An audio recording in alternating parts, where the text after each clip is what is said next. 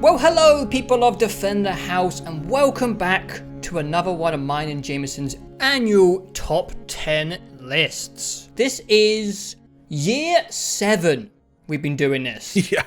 Year 7. The last of the generation. Yeah, next year there should be PS5 and whatever Xbox 780. And the Xbox 2, baby. There might be some of those games on the rotor. There's going to be a very exciting 2020 ahead of us. But before we even start thinking about 2020, how was 2019 overall? Man, I can't wait for 2020. It's going to be so exciting. Huh? 2019? What? Yeah. Did 2019 even happen? It did. So I want to... Yeah, it did. I do have... Okay. I feel like every year we say this year was bad, and then by the end of the video, we're like, oh, wait, this year was actually good. But I think this year is a little more on the bad side, unfortunately. I actually don't think overall the year was too bad. When I look at my list of agree. 10 to 15 games, I'm like, hey, these games are pretty good. But I think 2019 had a lot of disappointments, a lot of games we were excited about, a lot of games that we played and were expecting more from. Like, I'm not going to read it out, but I actually made a list of every... What's it called here? A list of every game in 2019 that were below expectations. And there is, I think, 20 games on this list. So... That sounds about right. Should we announce the future idea that we are going to be doing? Yeah. It's happening 100%. So, we're not going to do it back to back, and obviously you'll be hearing this first, but after this, I think we're going to do our first ever top 10 worst games of the year. Or top 10 most disappointing games, something along that. Because 2019, more than any year since we've been doing this, has just had a lot of letdowns. Yeah. A lot of things that I were... Not even games that I was, like, excited for, but, like... I mean, there were games that I was excited for that turned out bad. For sure. But there were also just, like, games that just were like, oh, that was that. Okay, next. Or some of them were just but there were some stinkers this year. And I mean, every year has some stinkers, but, like, you and I roughly put together a list last night of bad games, and there was more than 10. Yes. There was more than 10. I actually did have a lot of disappointments. Obviously, because we're saving it for an actual talk, I won't go into them. But man, overall, it didn't ruin the year because as we come out on the other side, reflecting on it, there's enough stuff to make a top 10, so that's good. I mean, the positive one, top 10 best of the year. There's also enough to make a top 10 worst, unfortunately, there is... And it's the first time we've done that. Yeah, and hopefully the last. Hopefully, yes. Because we obviously don't want to focus on negativity, but we have some feelings of 2019 games, and sometimes it's nice to let it out, you know? Yep. That would be an aggressive one. I would say for me, more than anything, 2019 was a year of forgettable. Games were forgettable for me this year. Like, there were obviously a few very good ones. Yeah. And then there were obviously a few very bad ones. But then there was just this huge swath of games for me that were just that were pretty good, that I enjoyed, and I played through pretty quickly, and it was like, oh, I had a good time playing that. And then, like, a day later, I was done, and I forgot about them and moved on and never thought about them ever again. And for me, like, putting together a top 10 list, it's about games that stick in my mind for a long period of time, which usually means they're good. Sometimes it means they're strange or bad or, you know, some mix of things. But for the most part, it means they're really good. And, yeah, just... There was probably like a dozen games this year that I would look at and be like, oh, that was good. And I remember nothing about it, you know. I've noticed that on my list, a lot of the highest entries, don't want to give away too much, but a lot of the highest entries are games that I didn't expect to like, or I didn't even know existed going into 2019. And all the games I was excited for, I mean, a lot of them are on the other list. So it was just a weird year. Yeah. And going at the end of this video last year, best of 2018, we were pretty excited for the first half of 2019. Yeah. And I mean, like, we had that exciting day in, I think, the second or third week of February, which was the, like, Gamepocalypse Day that had Anthem, Metro, Crackdown, and Far Cry all coming out on the same day. Crackdown again. Yeah. When I was making the other list, I forgot about Crackdown. And Far Cry. I forgot there was a... I didn't. I forgot there was a Far Cry. That was this year. Oh my god. I got to change my list. And I mean, on paper, like, it was a year where on paper all the games were, in theory, they could have been good. You know, like on paper, that day of Anthem, Crackdown, Metro, and Far Cry, I almost forgot it. That would have been a fun day. If all those games had been at the very least decent, it would have been like, wow, this is so dumb. Turns out, except for one, they were all pretty terrible. Yeah. And that just sort of, I wouldn't say it kept up throughout the year, but there were a lot of games that were just kind of like, ooh, I don't know about this one. And to be quite honest, I struggled to get my last 2 games on the list. Like, I struggled to come up with 10 games from this year that I like. And okay. To give a slight preview, I failed. Oh. I failed to come up with 10 games from this year to put on my list. So. Oh, okay, yeah. So I will just say, before we go in, this is our lists. We are not ranking, in case it's your first time listening to one of these. These aren't, in our opinions, the objective best games of 2019. There's no such thing anyways. Best games. And also our lists. So exactly. I think I'm a bit more of a stickler for the rules, just because I really like having this list to look back on and be like, these are the new things I played in 2019. But I don't give a shit, like, if you put remasters, remakes, certain games that have just come out on PC. Like, I don't give a shit. If you want to put, like, Red Dead 2 on PC on the list, then I think that's completely fine. It's your list. You do what you want. Yeah, it's always been a list of games that you played in the year that you liked. And by and large, that means games that, were out this year, but sometimes it doesn't. And we've put DLC on our lists before, each of us. And and that's fine. Yeah, Moon Crash or Blood and Wine for me from The Witcher. And I'm a bit more of a purist, I think. Because otherwise... I try to be. Yeah. But, gaming just, it makes it hard sometimes. Yeah. I would rather put a game on my list that I feel strongly about that isn't from this year than like bend and be like, well, I guess I'll put this on the list because I guess it came out this year, Oh, boy. So okay. So yeah.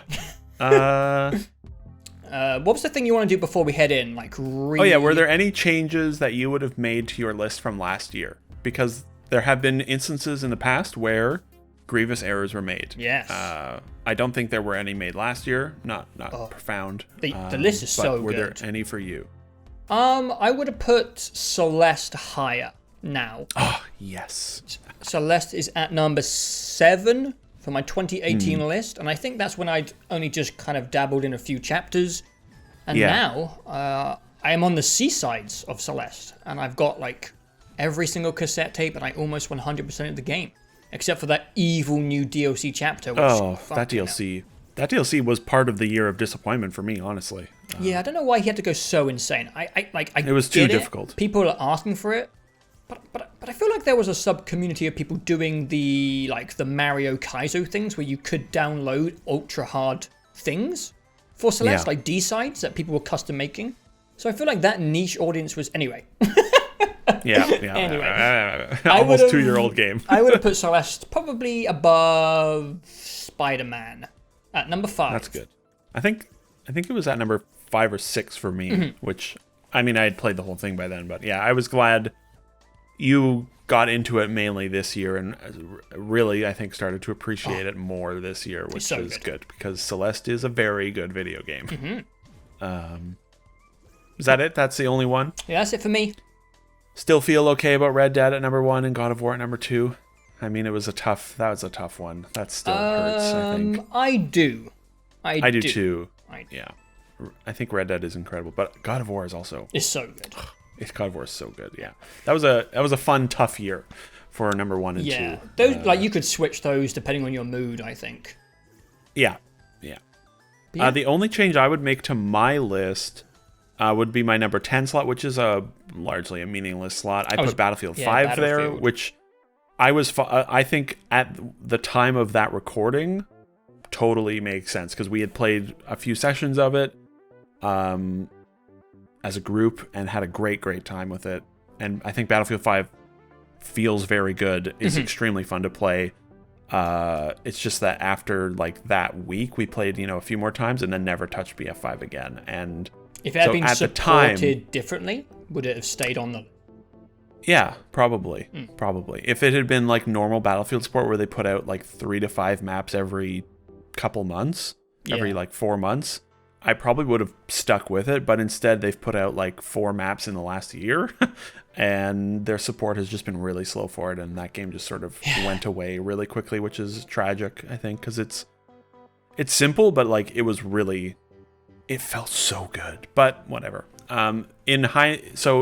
In lieu of that, I would have switched it to my number 11, which was Tetris Effect, because I didn't really play much of that this year, but Tetris Effect is like, it's wonderful. It's really damn good. And I did boot it up the other night and played more of it. I was like, yes, Tetris, you're good. Have you played it in a PSVR? Yeah, it doesn't do much for me in VR, honestly.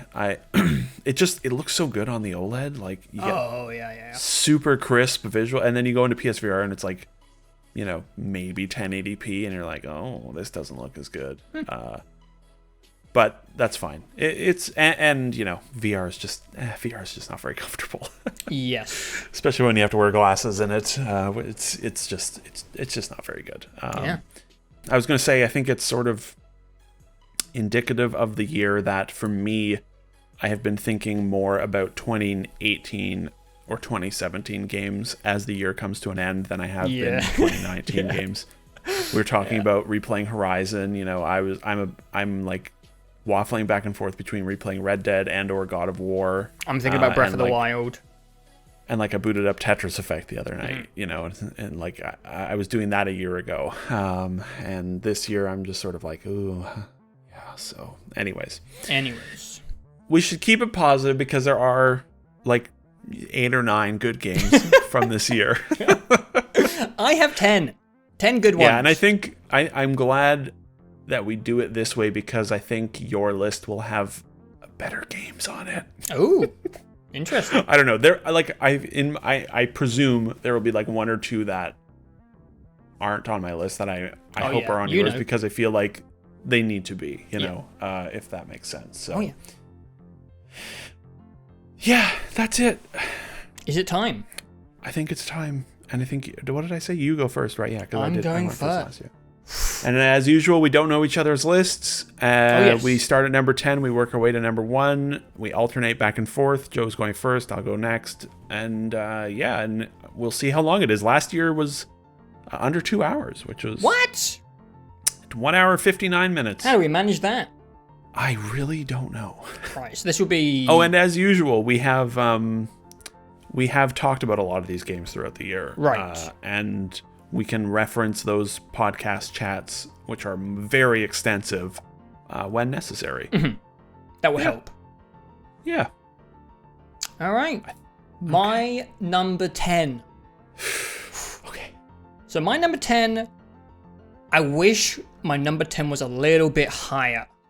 My number 10 is Metro Exodus. So we did the chat quite a while ago now, and I really enjoyed the Metro series. And I came away really liking Metro Exodus. But I think the thing that soured me a little bit on my time with Metro Exodus, and I seem to remember me being a little bit more negative on it than you were. Yeah, you were. I really connected with the first area, the train yard. I thought the train yard was one of the best design levels across the whole of 2019.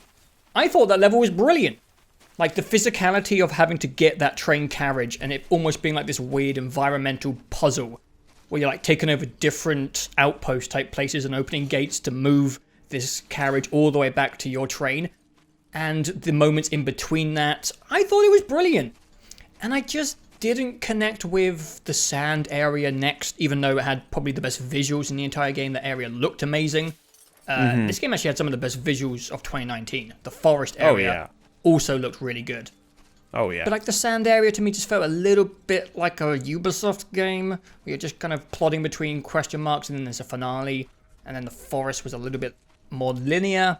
It was pretty linear. And then I just didn't really like the ending of the game. And I also felt like the game needed more inside stuff. Like, they did try to implement some of the traditional underground Metro stuff. And I just like that part of the game the most, those parts of the games. I really like the underground stuff. And I mean, it makes sense, because that's what I know and love from the series. And the balance seemed to tip towards kind of plodding around the open world, which looked good. And yeah, I did like Metro. I hope so. Like it's Metro. On your top 10 list. I know. It's like you said, the bottom of this list is a bit... I really enjoyed Metro Exodus. I just was a bit sour on the format and kind of wanted a bit more, especially since the beginning started so strong for me. But I will be with this franchise until it's gone. I absolutely love what these guys do. It's unique. It's weird. It's immersive. Scary. Immersive, creepy. It mixes like horror. It has character. I love the Baron in the sand area. It's a great franchise. I just feel like this one set up my expectations and just missed them a bit. Because I feel like I wish this game was a bit higher. That's all I want to say about that. But we have a detailed chat back in, I guess, like March or February. I can't remember when this came out. Yeah, I think that was February. So if you want more detailed opinions...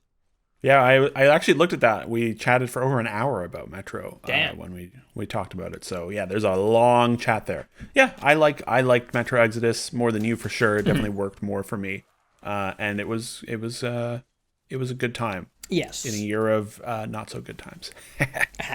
I hope there is another Metro Exodus format wise. I hope I'm back on the train, and I just hope it comes together more for me, or maybe my expectations will be in a better place. I don't know.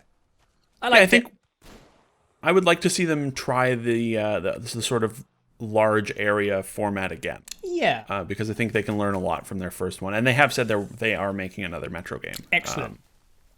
Who knows what form that'll take? I actually thought there was enough for me of the underground stuff, because the first two games were all underground almost entirely. Yeah. And actually, my favorite parts of the first two games were when you went outside. Okay, fair. And but I liked the some of the underground stuff in Exodus, like the sequence in the desert where you go into the spider layer. Yes, and that was maybe my favorite part of the entire game. Yeah, it was really good. And then the ending sequence where you're in the like tunnels underground, I thought those were quite spooky with all the corpses everywhere. And you should probably play the DLC. I mean, it is. I didn't like it, but it's very much Metro Tunnels. Okay. I don't know. I didn't think it was very good, but that's okay. They are doing another. They're doing a big open. They're doing a DLC at some point in the new year that is a new open area. Ooh, that is interesting. Where you play as the American guy in your squad going into some part of Russia. I don't know where. Russia's big. It is very big. It should be interesting. Yeah. Yeah, I can see why wanting it to be higher. I can understand that. Yeah. I have that. I will say something similar soon. Mm-hmm. All right, number 10 is the slot that is... It's just a bastard a lot of the time. A lot of the time, ideally, it's a bastard because you're like, man, there's like 4 games. And I'm like, which one do I want this one at number 10 or this one? It was the exact opposite for me this year. I was like, man, do I really want to put this game in my number 10 list? Is this what we're falling back to? I have to put this on my list. Okay. And I actually had, what it ended up doing was deciding to not put a game from 2018. Fuck, what year is it? I just decided to not put a game from 2019 on the list as a sign of protest for the quality of the year. Wow. And so at number 10, one of 2015's great games, Bloodborne. What? Bloodborne, all right. You may have forgotten. Yes, no, I remember. Yeah, go on. But after playing some Sekiro and not loving it, but getting sort of into that From Software mindset, I went back to Bloodborne. And I had never beaten Bloodborne. Wow, you renegade. And gaming industry needs to get their shit together. I can't believe you've done this. I went back to Bloodborne after having not completed it. Almost 4 years to the day, in fact. I picked it back up since I had stopped playing it. And played like 3 sessions of it for about 90 minutes each. And each session I killed 2 bosses that I hadn't killed before. Oh, nice. And I ended up beating that game, which was very exciting. That's your first From Victory, right? From Software Victory. Yep. Oh, yeah. Yep. Very nice. You know, I used invasions for a couple of them because why not? Whatever. I like them. Yeah. I beat Gurman all on my own, though. It took me like 90 minutes. Yeah, he's a good boss. And it was very... When you get into the groove in that game, it's like... Especially with him as well, because it's just such an open field 1v1. It's really like a nice dance with him. Did you get the moon presents? Oh, I sure did. I spanked that boss. 3 minutes, first try, no problem. Yeah, he's not very good, but he looks cool. He's a pushover. He does look cool, yeah. And then, sort of to my surprise, so that was a second, let me mute my phone. That was a huge, triumphant victory, I would say. Yeah. Being able to, it's amazing to me that I can go back to that game. It speaks a lot to how much it does work for me, because melee combat by and large is not my thing, especially even from Software. I do not like the Dark Souls gameplay. Yeah, but booting back Bloodborne, even though it's 30 FPS, 1080p, I haven't played it for 4 years. It's like it was just like immediate. I was like, yes, the axe. I remember the combos for it. I remember the timing for it. It was just like putting on an old pair of boots, and you're like, oh shit, these still fit perfectly.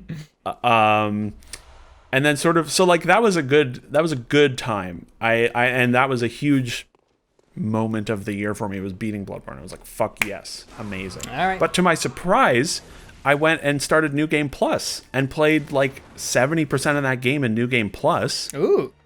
And then started the DLC as well and played like a few hours of the DLC and defeated Ludwig, which is a great boss fight as well. Is he the mangled guy with the sword in his mouth? With the Moonlight Broadsword, yes. His design is amazing. Yeah, he's really good. And I ended up playing like probably like 20, 25 hours of Bloodborne this spring. I mean, which I Bloodborne's just didn't. An amazing game.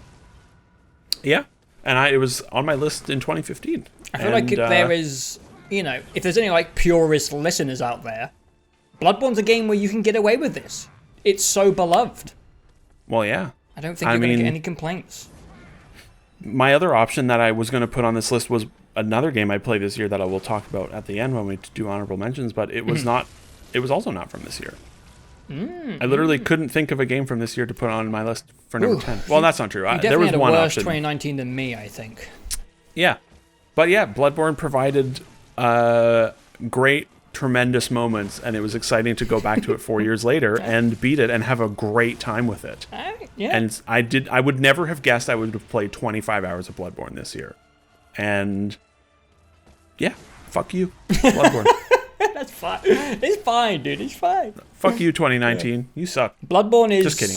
The one game it's one of the games I'm most sour about, that it's kind of being left to just not rot, but like just give it a 4K PS4 Pro treatment, you bastards. How dare you leave Bloodborne to age? I can't believe it. It looks so good in 4K. It is weird because like it sold well and people love that game. It's one of the it's got to be one of the highest grossing and one of the highest rated PS4 exclusives. Oh yeah, for sure. Just patch it, you fools! What are you doing? Like I hate to say it, but I have definitely become a little bit of a frame rate snob. I do find 30 frames pretty difficult now. I've been playing on like 144 for most of the past 2 years. Especially because you played like the last couple of From games on PC as well, right? Like Dark Souls 3 and Sekiro. Dark Souls 3 and Sekiro, and then Bloodborne 30. I did try as well, actually. When you mentioned it, I went back and I was like, oh, I don't know about this. Like, come on. Bloodborne is great, and the axe is the only good weapon in that game. You're all wrong about your stupid little trick weapons with your pretty, Ludwig Holy Blade and your Kirk hammers. I think you're in the majority, hammers. mate. I think everyone likes the axe the most. The axe rips. The axe does rip. All right. That's my middle finger to the year. You told the year. Take that, 2019. So my number 9. This is probably going to be a bit of a wild card. You definitely didn't see this one coming, I'll tell you that. Because we actually did talk about this game very briefly in our podcast. And I was like, I like it. And you were like, I like it too. But then the more I played of this game, the more I was like, I really like this game. My number 9 is a game that people might not have even heard of, and it's called Manifold Garden. Oh, good. Great. Oh my god, I really like Manifold Garden. I do too. And I feel like no one is talking about it, and maybe it's because it's released in a weird way, which is the Epic Game Store and Apple, what's their gaming shit? Apple Arcade, yeah. Apple Arcade. Like, that, to be fair, that's a niche place to find a game. But, wow. Out of nowhere, you just messaged me on Discord saying that this thing is pretty cool. So, I'm sure people are seeing the visuals on the screen. Just to very quickly summarize it. We don't usually summarize the games, but this one's a little bit out there. I would say Manifold is a trippy, architectural, gravity puzzle game. With looping, dimension visuals, and mind-bending, block-based puzzle things. Yeah, this all checks out. That's the best I got. Yeah. But I think Manifold was one of the most visually interesting games of the entire year. The seamless, like, dimension copy and pasting that they managed to pull off just creates these amazing looping visuals with not that much effort. I think one of my favorite visuals of the entire game was just a staircase, but when it's copied and pasted infinitely, like up and down, left and right, it just creates this incredible symmetry that goes on forever and makes you feel tiny, and it's an incredibly effective visual effect. And when we did our podcast, I think we were both in agreement that the puzzle solving felt a little bit like we were blagging it and making it up as we were going along. But I actually ended up enjoying the second half of the game more because they introduced a couple more elements into the puzzle solving. And I actually finally felt like I clicked with the logic of the puzzle solving. I didn't feel like I was just making up. I felt like I really knew what I was doing. And it just made me think in a different, logical puzzle way than any game has ever made me think. And that You ended up beating it, right? Yes, yeah. Okay, good. And that stuff just really sticks with me. And this year was kind of weak when it comes to puzzle games. And I'm a huge fan of the puzzle genre. Like, there was a potential game. People might be thinking of Baba Is You. Ugh. But I just found Baba Is You was too focused on, like, the block puzzle aspect and not on the word configurations, if that makes any sense. Yeah. And Manifold Garden was just a focused visual spectacle with clever puzzle mechanics. It's not flawless. There's definitely some puzzles that are better than others. But it's just the neatest looking and most interesting puzzle game of the year. And I like the genre, so it's on my list at number 9. Cool. I'm glad it's on your list because I agree. It's great. The only reason it's not on my list is I just sort of fell off of it and haven't finished it yet, actually. I thought the first 90 minutes was exceptional. Yeah. And then everything after the water stuff, they never really introduced anything new. There is a new thing later. I might have even seen it. I'm not sure. There's actually one part. It's a minor spoiler, but there's one part where they add a flaw, like an actual flaw, and it really fucks everything up. Like, you have to change the way your brain works because you can't do the falling loop thing. Oh yeah, I think I might have seen some of that stuff. I'm not sure. So on one side, so you can. Anyway, yeah, go. Yeah, I just sort of I didn't find any of the, like, I played another hour probably after those first 9. It's only like a 3-hour game anyways. Yeah. And those first 90 minutes I just thought were incredible, and then after that it was just sort of, I was expecting it to do like a couple more things that were as amazing as the water, and it just never did that for me, but I still liked it, and I have been meaning to go back and finish it because it's a really cool game. It's really fucking cool. And the first 90 minutes, the part where you get non-Euclidean fluid, I think the achievement is called non-Euclidean fluid dynamics. That was one of the great, like, mind-blowing, like, this game's very good moments of the year, where you're just like, how am I supposed to get the water? And then you're like, oh no, you sneaky buggers, you're not going to. And then they're like, yeah, we're going to. And it's the water's flowing through fucking illogical hallways. And yeah, great game. Great game. And I'm very happy that I discovered it, I guess. Like, Yeah, I would have never, like, you're right, I never heard anyone talking about it. And I'm glad it's on your list. That was one of the that was like one of 2, maybe 3 games that I was like, it's not on my list, but I really hope it's on his list. And hey, that's good. Nice. That makes me happy. Yeah, recommended for any puzzle fans who maybe haven't heard of it. Because it was quite a year for puzzle games. It was a very quiet year, which is sort of a shame. I love puzzles. And it's always nice when you get 1 or 2 indie games that just sort of come out of nowhere and are like really awesome. Yeah. And this one was one of those. It was. Great. Good job. Good number 9. Thanks, man. Before I said my number 10, I accidentally had my worst games of the list open, and I was looking down. I was like, "What the fuck? What was I doing last night?" And then I realized, was I drunk last night? Man, that pizza really got to me. All right, number 9 is like you said about Metro. I will say this about this game. I really wish it could have been higher on my list. Oh. My number 9 is Super Mario Maker 2. Ah, okay. Yeah, so I'm interested to talk about this, because I don't think we really had a podcast chat about Mario Maker 2, except for I gave my opinions on it. We didn't really talk about if it like connected with you or why it didn't connect with you that much. Yeah. Well, it obviously did to some degree. Mario Maker is a great series now, I guess you can call it. The first game was, I think, number 5 on my list in 2015 when it came out, I believe. God, I don't even remember that. On the old Wii U, rest in peace. Mario Maker 2, when they announced it, I was so excited. Yeah. Because Mario Maker 1 is an incredible game that was on a dead console. And I had gotten rid of the Wii U years ago and haven't been able to play it since. And the idea of it coming to the Switch was extremely exciting.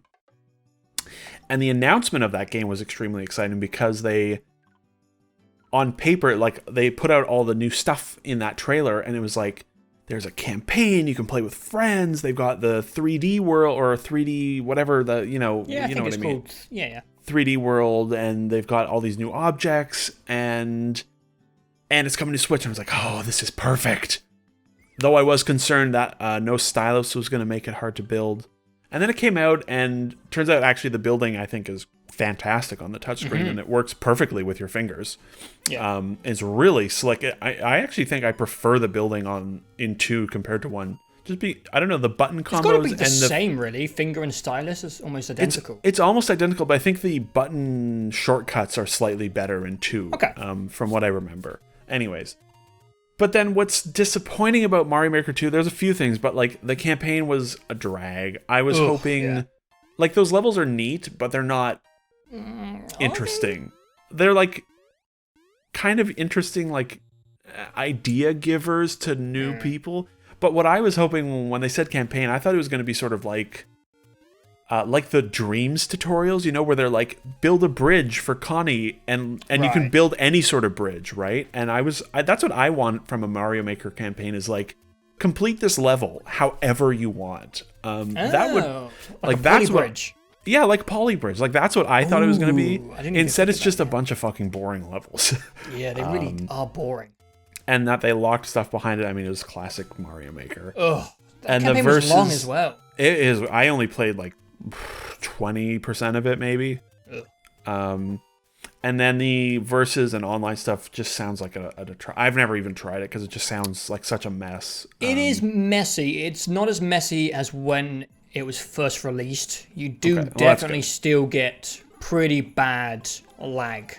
Yeah. But it isn't that sucks. that consistent. The problem is it's almost always like a little bit off. Like, you know when you try and play a game through the Elgato capture? Yes.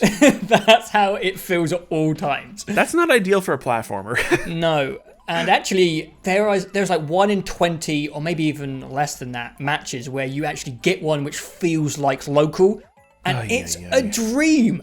And it's almost a tease to get those matches, because you're like, oh my god, this feels so good and it's so fun. And then the next match you're back to, you know, not rubber banding, but just... I have never seen a game lag so much in my entire life. Super Mario Maker 2 is the laggiest game when it wants to be that I've ever seen.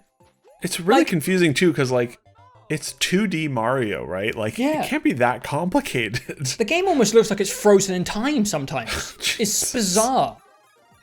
That sucks. Yeah. Fucking Nintendo and then- and their online stuff.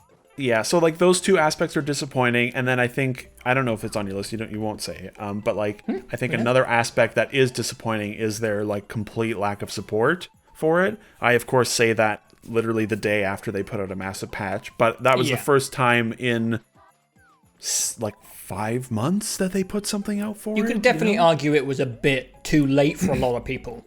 They should have been putting new stuff into it. Like, they supported the first game quite well. And they cut stuff from the first game that didn't make it into 2 that they should be adding back to it. And I wish we had stuck with it more as a group. Like you and I still, I mean, we obviously haven't played much. I stuck with it. I have too. Like I uploaded a level like 3 weeks ago. Okay. The reason, anyways, this is a whole bunch of dunking on Mario. Mario Maker is still a joy. And the thing that I love most about it is actually making levels for myself, because I don't have a lot of experience with Mario, and I love the process of a simple idea where it's like probably my favorite level that I built was the spin jumping level, because I was like, I don't understand what spin jumping is. I have no idea how it works. I don't even know how to do it. And then I was like, I'm going to build a hard spin jumping level for myself, and I'm going to get good at it. And I'm going to figure out all these jumps, and I'm going to build it and think it through. And then I'm going to spend, like 90 minutes trying to beat it and have a great, and it's such a unique, strange pleasure to me of being able to just poke at these levels, learn the mechanics, and be able to build a level for myself. And that's all I did really in the first game. And that's all I've really done for this. And it's still extremely satisfying to do. The building is still the best in the business. The platforming is still second best to Celeste. And the new stuff they've added are great. Like the on-off switches are excellent. The expanded, adding 3D world is cool. And then we also had the fun of actually sending levels back to each other. I had the pleasure of building a level the day it came out and watching someone play my level in person the day the game came out with Ben. Yeah, cool. Which was a hoot. It was a riot. I've never had it before. And then you and I were sending levels back to each other. I played your shitty levels with that fucking turtle that just spent 2 hours trying to get past that turtle because I'm so bad at Mario. Oh, yeah, my first level was mean. All right, I was new. Yeah, but it was fun. I had a great. The thing is with Mario, it's disappointing because of all these things that I didn't engage with or the lack of support. But I never actually had much. I never really had even a bad time with Mario Maker because I was just playing. The nice thing is you can just sort of do what you want with Mario Maker, which is nice. I almost never play levels. I play your levels, and I like streaming levels and watching people play levels, but I like just building stuff, and it's still a joy. I do wish I could have put it up at number 5 or something. But I didn't, and that's okay. And the nice thing is it's on the Switch, and I can boot it up whenever I want to. Once every month or two, I'll boot it up and mess around with it, and I may only build something for 20 minutes, and then be like, all right, I've had my fill, and I'll come back to this in 6 more weeks or something. But I look forward to going back to it. The Zelda edition seems pretty cool and varied, and I look forward to giving that a go, probably in December sometime. Yeah. So Mario Maker 2 is great. It's good. It's quite good. It's not as much of a revelation as 1, of course. I mean, it was never going to be. Parts of it are pretty disappointing, but as a whole, and the time I spent with it was extremely positive. So cool. That's my number 9. All right. I got nothing to say about Mario Maker 2. My number 8. Weird. My number 8. This is the game we actually talked about recently. My number 8 is Disco Elysium. Disco Elysium, I remember seeing it quite a while ago and not being that impressed by what I was seeing. Yeah. And it kind of came out of nowhere and people were saying it was good. And it is good. Disco Elysium is a really, I want to say comfy, even though the tone of Disco Elysium is really grimy, filthy, depressing, sometimes violent, and it's weird that I spent long stretches in this game because the world itself is just so dirty and uninviting and cruel. But there's something about, I don't know, a lot of games are very intensive and involved, and it's nice to be able to literally play a game with the mouse. And that's it, you're just clicking around, interacting with people. People didn't hear about Disco Elysium. It's basically a role-playing detective game. And I think that about covers it, really, when it comes to describing what the game is. Extremely dialogue heavy, no combat.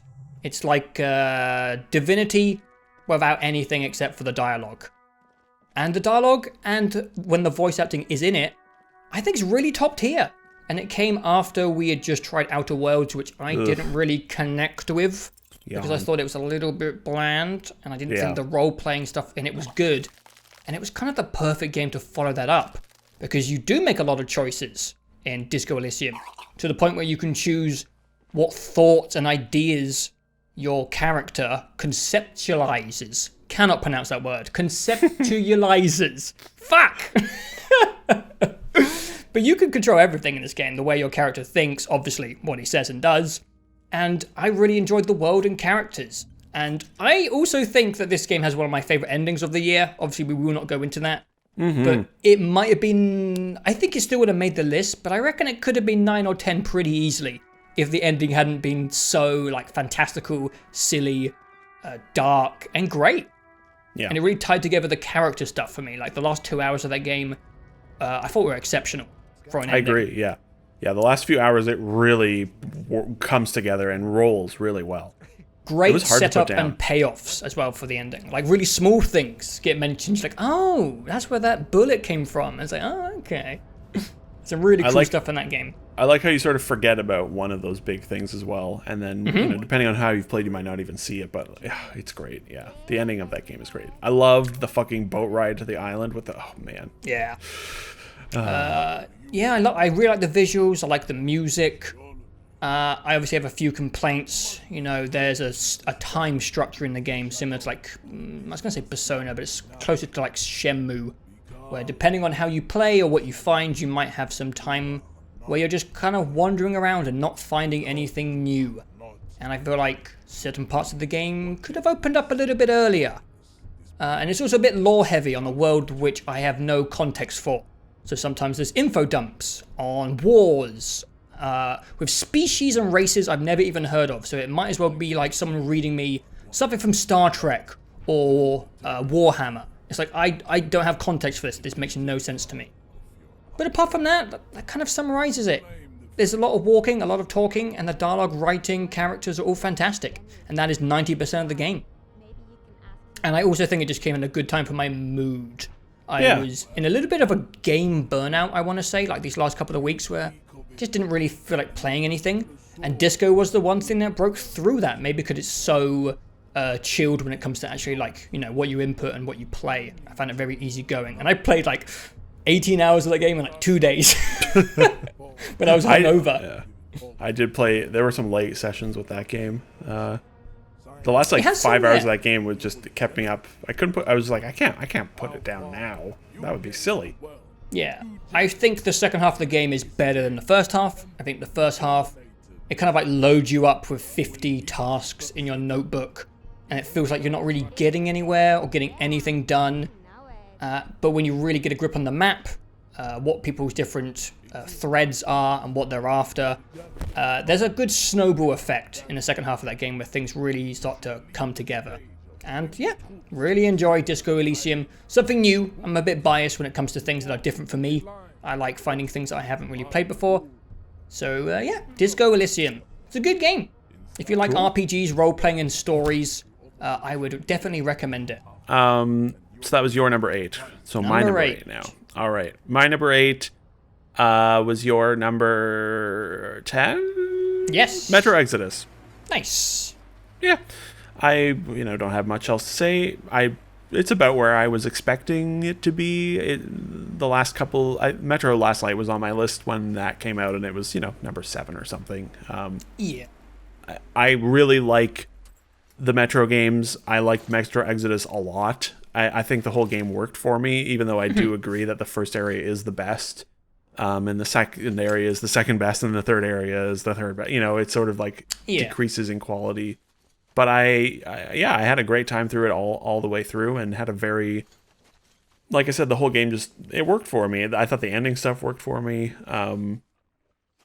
It was pretty much as good as I was hoping it was going to be. I didn't expect it to blow my mind. It was also, it's a known quantity, by and large, I would say. It looks amazing. The gunplay felt really good. They improved that quite a bit, actually. It did, yeah. And it was it gave me the spookiest moments of the year as well. It oh, really? Well, I mean, there were like no spooky moments this year. I mean, there wasn't many horror games. No. RE2 is a horror game, but like that game's not scary. Like a couple of those moments. I mean, not even the claustrophobic interiors. Like I went to that like satellite area north of where you park the train in the desert, and it was at night. And I think there was a sandstorm outside, and and I had my night vision goggles on, going into this building, and those fucking mutants are in there, and they are horrifying in night vision because their eyes glow like animals, and it was like playing the end of Wreck. It was a nightmare. It was a nightmare. Yeah, the game was kind of scary, actually. I forgot about that. That sequence, that encounter was the scariest game experience of the year for me, and it was like an emergent experience in a way, right? Where it was like I could have gone here during the day and it would have been like, oh, mutants, but because it was night, because the sandstorm had just hit, and I was actually seeking the building as shelter, and I knew that there was probably a bad choice. Like a camp at the top. I think you can see like the light from the distance, and it turned out it was like a trap, and there was horrible monsters in there, Baited. And that was. Yeah, and it was fucking horrifying. And we talked about that game for a long time, and it's just got a good spirit, and the developers care a lot and put a lot of effort into it, and not every aspect of it is perfect. They never have been, and they probably never will be, but that's part of its charm to me. And I agree. And I had a very consistent, enjoyable, familiar time with it this year, and it was good. I really don't have much negative to say about it, honestly. It was That's fair.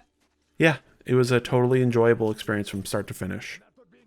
It sort of moved around a lot on my list, not a lot, but like, do I want it at number 6? Do I 7, 8? Sort of circling, running it. My 6, 7, and 8 sort of like circled around each other a lot. I figured it's lower on the list just because it's the third Metro, it's still good. Metro is still good. It's still good. It is still good. Yeah, so that's my number 8. All right. My number 7. Oh, what could it be? What could it be? This is a game that... Oh, it's a video game? We have talked about a lot. I wonder what it could possibly be. My number 7 is Death Stranding. So... we're definitely not going to go back into it. Nope. Because we talked about that game for like 2.5 hours. Yeah. And there's so much in the game. I had a lot of problems with Death Stranding. But luckily for me, the game is flexible enough to just kind of let you do what you like in the game. As long as you like the main story. Because if you don't like that, then, you're fucked. But... I pretty much just beelined the main plot for the whole game. And I don't regret it. I wasn't really enjoying delivering stuff back and forth over and over again. I wasn't really connecting with the building. The social stuff, even though I definitely thought it was cool and had some amazing storytelling moments. But beelining the main quest gave me like quite a tidy 35-hour journey. And when you are just doing that uninterrupted, I just feel like it was a really fun time. It felt like a long, treacherous journey. And I like games that portray journeys, if that makes sense. Oh, yeah. I understand. Something like, games like The Last of Us. And God of War. God of War. Things that, when you get to the end, you're like, wow, look how far I've come. I also streamed the whole thing, and sharing it with other people was extremely entertaining. I bet. And I also haven't really played anything from... I always say Hideo, but apparently it's Hideo. Yeah, sure. Hideo Kojima. I've never played the Metal Gear Solid games. I tried 4 once when I was much younger. And I think going to 4 blind... baby, it's a lot. Let's just say I thought it was going to be something else. And I quit that game pretty quickly. So the magic, if you want to call it magic, maybe the madness, maybe the schlock, maybe the garbage of Hideo Kojima was new to me and fresh. And I was kind of looking for one of his experiences. And just kind of ignoring the stuff that didn't connect with me and pushing forward, getting through all the dumb plot lines, and also the zeitgeist of talking about this game. I enjoyed it. We had a dedicated Discord channel that was active for like a month. You don't get that very often. I enjoyed the environment around Death Stranding, maybe just as much as I enjoyed my weird journey of walking up hills in this game. Is it good? That's a discussion for the past, which you can find probably down below. And we talked about it for like 3 hours. We've been talking about Death Stranding for a month. Yes. It's exhausting. The game's kind of exhausting. So if you want detailed thoughts, Jamison's got a standalone review and we did a podcast on it, but we should probably move on for it. Let's just say the game did what I wanted it to do for me. It delivered on some of the bullshit I wanted. And I just mostly enjoyed my entire time with it. And I feel like I might not have done if I had done other stuff in the game and not just gone for it. Like, I don't know if that game would have stuck around, I don't know if I would have liked the game if I had stuck around for 50 hours or so. I think getting to the end quickly was probably the way to do it. I didn't soil myself in the experience. And it was one of the most memorable and interesting games of the year. Is it a good game? Well, just put that into the YouTube search and I'm sure you get some results. I mean, this video is called the best games of 2019. Best implies quality, so I think you're saying it's a good game? It's a well-made game. Is it, though? Yeah, mostly. My number 7. just move on. Don't want to go my down number this 7 rabbit hole. is Disco Elysium. Nice, number 7. All right. Again, this, like I said, 6, 7, 8 sort of moved around quite a bit. I was a little cold on the game initially. I was like, me too. This is good. Yeah. But it took a little while to click. But once it clicked, it really clicked. And the twists and turns of the mystery were really well done. You hit a certain point in that game where you're just like, they do it like 3 times where you're like, I've got it. I figured it all out. And then they're like, no, you know nothing, you idiot. And then that part of in the whirling rags would be like running upstairs and running downstairs and running upstairs. That was a really good part. Yes, I mean? The back and forth in that building, is very really good. And they kept doing that all the way to the end. And like we said, the ending sequence, which is honestly like 2 or 3 hours, is really strong. And I never had the sort of time gate road blocking, let's call it, that you encountered. I had a sort of like, I don't know what to do roadblock, not because I felt like I had hit a wall with checks and skills, but that wasn't the case. And yeah, it's just, it's got a great look. It's got great music. It really sets its place and time and really well. And the main 2 characters the main character, of course, can be whatever you want him to be. But in mine, the sort of relationship between him and of course, Kim Kitsuragi is a great character. He's a great partner in the game. Yes. And yeah, it sticks the landing, which not a lot of games do. And keeps up the sort of... It keeps up its like aesthetic throughout the whole game. Like it's constantly, the back and forth. It balances the like, I'm a crazy cop, this is a dirty world, psychedelic, and filth. Like it balances all that really well. It doesn't lean on anything too much. And right when you start to think like, all right, I'm a little tired of these assholes talking to me, you get like a nice sort of beautiful moment or a funny moment. There's some good humor throughout. Yes, I forgot to say, that game is funny.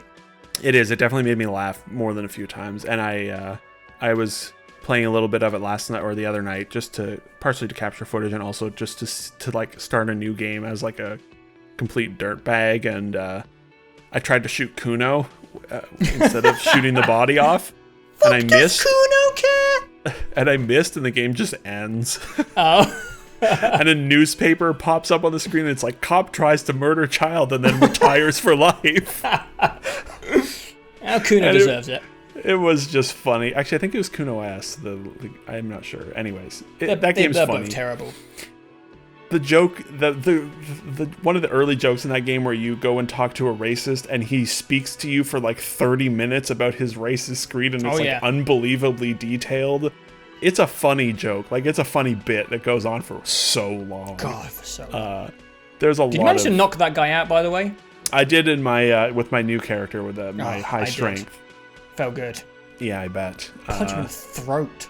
Yeah. Oh, I threw a spinning 360 jump kick on him as well. Oh yeah. Yeah, that was for style points, you know. Good.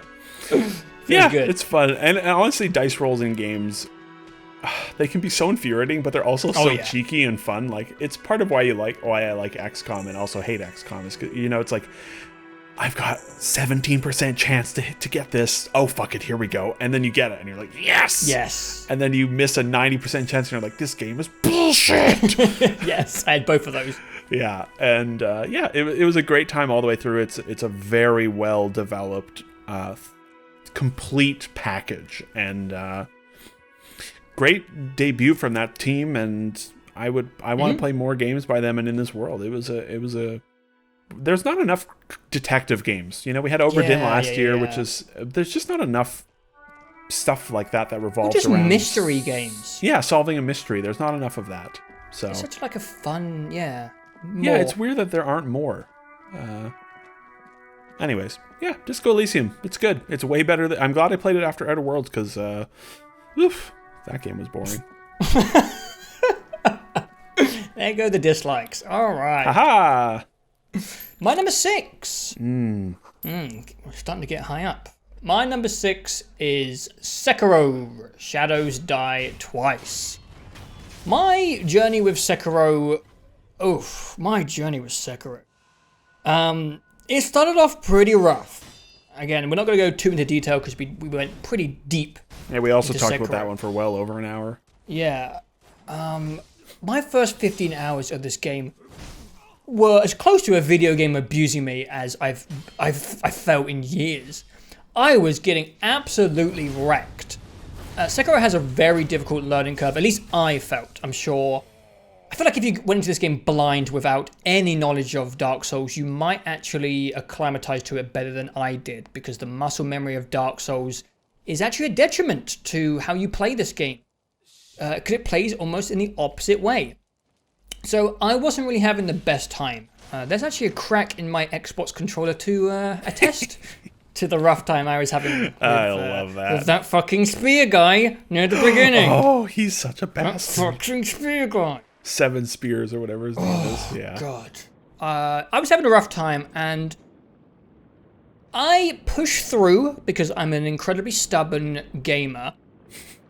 And I did eventually get used to the systems. And when you do master the systems in Sekiro, it's one of the most satisfying combat systems ever made in video games. Arguably the most satisfying.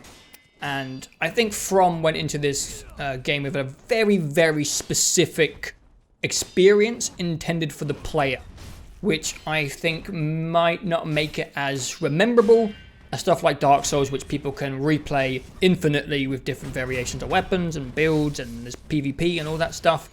Sekiro is kind of a bit more of a one and done type thing. You have your journey, you get it, and obviously you can replay it as much as you want, but I don't feel like it's going to be that different unless you do a couple of different endings. I did really, really enjoy Sekiro in the end. I actually enjoyed my second playthrough of the game more than my first, just because the game is focused around you being a master at the game. And when you get to that stage where you feel confident and competent, it's extremely satisfying. We've talked about many games in the past where you start out shit, and then you become good, and overcoming that hurdle is what feels great. And I've never really had any of those with other From Software titles. I've always been, let's just say, someone who blags their way through them. I don't give a shit in From Software games about summoning people. I'll use 10 Estus flasks and I'll scrape through. I've never really been good at them. because you don't have to be good at them. And obviously that style of play doesn't go in Sekiro. You've got to be good at this game, especially that last boss, which is legendarily difficult. So it was a hurdle for me, and I do think this game would have been higher on my list if it had been closer to the Dark Souls format. I'm not trying to argue which way is better. I kind of enjoy my Dark Souls journeys where I feel kind of like a bumbling fool that's just managing to scrape his way through, and I feel like an underdog, and I've done it, you know? And Sekiro is the opposite. You want to become a fucking lethal murderer in this game that nothing can, no one can stop you. It's not really my playstyle. I'm not really someone who cares about mastering games and being the best at them. But, From Software kind of forces that upon you, and I enjoyed that. I enjoyed actually feeling like, at the end, I was good at one of them. And obviously I haven't complimented anything else. The game's gorgeous. It has great music. The boss designs are really, really good. It's the usual high quality stuff that we expect from Software in this genre. Would have been a bit higher because, if you don't know, I am a From Software fan. I like their work a lot. Very excited to see what Elden Ring is. It's just not really my go-to style of play. But I did appreciate, the tough parent approach of being pushed outside of my comfort bubble. And, this year From Software was the one saying get good. And they meant it. And I did get good. And it felt pretty good to get good. I actually feel like I'm good at one of the From Software games. So that was cool. The extent to which that game seems built to fuck with Dark Souls players is one of my favorite parts of that game. Yes. That game is fuck off hard. It is a very, very difficult game. I should say, I played through the whole game, but journalist mode. I used some assistances, let's say. Jamison, not only did you cheat yourself. Yeah, go ahead. But not only did you cheat. I fucked it up. Oh, you lost it. The meme was good though. That was such a good meme. That was so good. I lived that. But I cheated through many parts of the game, but I also did play a good amount of it legitimately, and I think I ended up defeating all but one or two of the side bosses legitimately, and they're really fun. That was my favorite part of it was the fighting the side bosses, because you're not limited to an arena, and you can engage with all the cool other Sekiro stuff, like the traversal and the grappling hooks and the stealth stuff. I really liked that. I liked being able to feel like you're cheesing things where you lose the aggro of the drunkard and are able to backstab him, Right. It was and being able to grapple away, which you couldn't really ever do in the boss fights. And I really enjoyed that stuff. And I love poking at From Software games and just sort of there's sort of these, every one of them is this unique marvel of just weird ass game design in a way, and Sekiro is no exception. And I love the way it fucks with players and is still doing Dark Souls like things, but is also hugely different. And I think that's one of the points. It was just exciting to see From kind of step out of their bubble a little bit as well. Yeah. There's also some amazing moments in Sekiro as well. Oh, yeah. There's a giant monkey boss that throws shit at you. Come on. That monkey fight is so cool. And then how he comes back to life. That is such a good moment.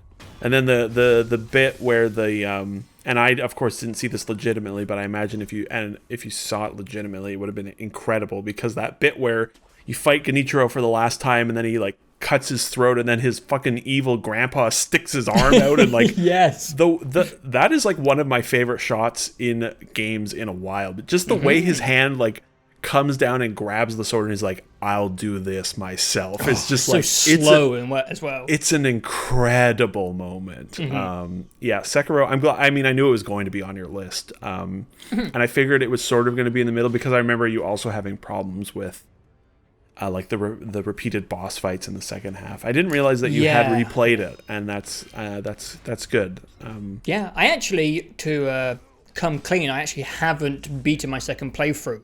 Oh, that's good, because you need to capture some footage for it. I've been kind of holding on to it, because at the end of the Shura ending, there's 2 boss fights I haven't done. Which is a different version of the final boss. And you actually can fight Emma, the potion lady. Oh, weird, really? Yeah. I did not know that. Huh. I haven't done that. I've got 2 bosses left, so you can watch me. You're probably watching it right now. Klutzing around, tripping over, haven't played Sekiro in like 5 months. I'm going to die, probably. That's going to be rough. Yeah. No, I'm good now, I swear. I also kind of hope they don't make another one. I hope they just I'm with you. one and done it. Yeah. Yes. Like, I love that their next game is fucking Elden Ring, which is like an open world RPG. It's like, I don't know. From Software is so weird. Like, you never know what they're going to do next. And they work quickly as well. Like, yeah, they really do. Sekiro just came out, and it's like the Elden Ring is probably next fall, you know? And it's like 18 stuff is months such later. high quality for the speed they do it at. Yeah, it's crazy. I also like the zeitgeist around From Software games. Oh, absolutely, yeah. You know, it's not, if you were doing an objective list, you wouldn't put that stuff in there. But whatever, like Death Stranding and Sekiro are up my list. It plays a major part of the game experience, yeah. It has good zeitgeist. It's fun seeing the community like figure out the speedrun routes and watch the people have deep philosophical gaming debates about accessibility and should there be an easy mode and all that stuff. It was a really fun event of the year. Yeah. Good on From Software getting 2 games on our top 10 list this year. Oh yeah, they did. Amazing. In 1 year, incredible. They do well. But I am grateful to Sekiro, because like there were times where there were a few times where the combat clicked and it was like, oh fuck, this is great. But for the most part, I'm just so bad at parrying in games. But it made me boot up Bloodborne, and I'm really glad. And I have enormous out of it. I have enormous respect for Sekiro, and it's a very good game. All right, my number 6 is not a very good game, or is it a very good game, Joe? We've had this conversation. Number 6 is Death Stranding. Wow, number 6. I didn't think it was going to be on your list at all for a second. That's because I leaned too hard onto the I hate Death Stranding bit, into the goofs. Very nice. I mean, look, placing it was tricky because there are parts of this game. There was like at least a 10-hour chunk of this game that I actively hate. So it's like, how does that impact its placement? But the reality is, when I think about it, and now that I've cooled off and time a week or 2 has passed, it's like, oh yeah, I played.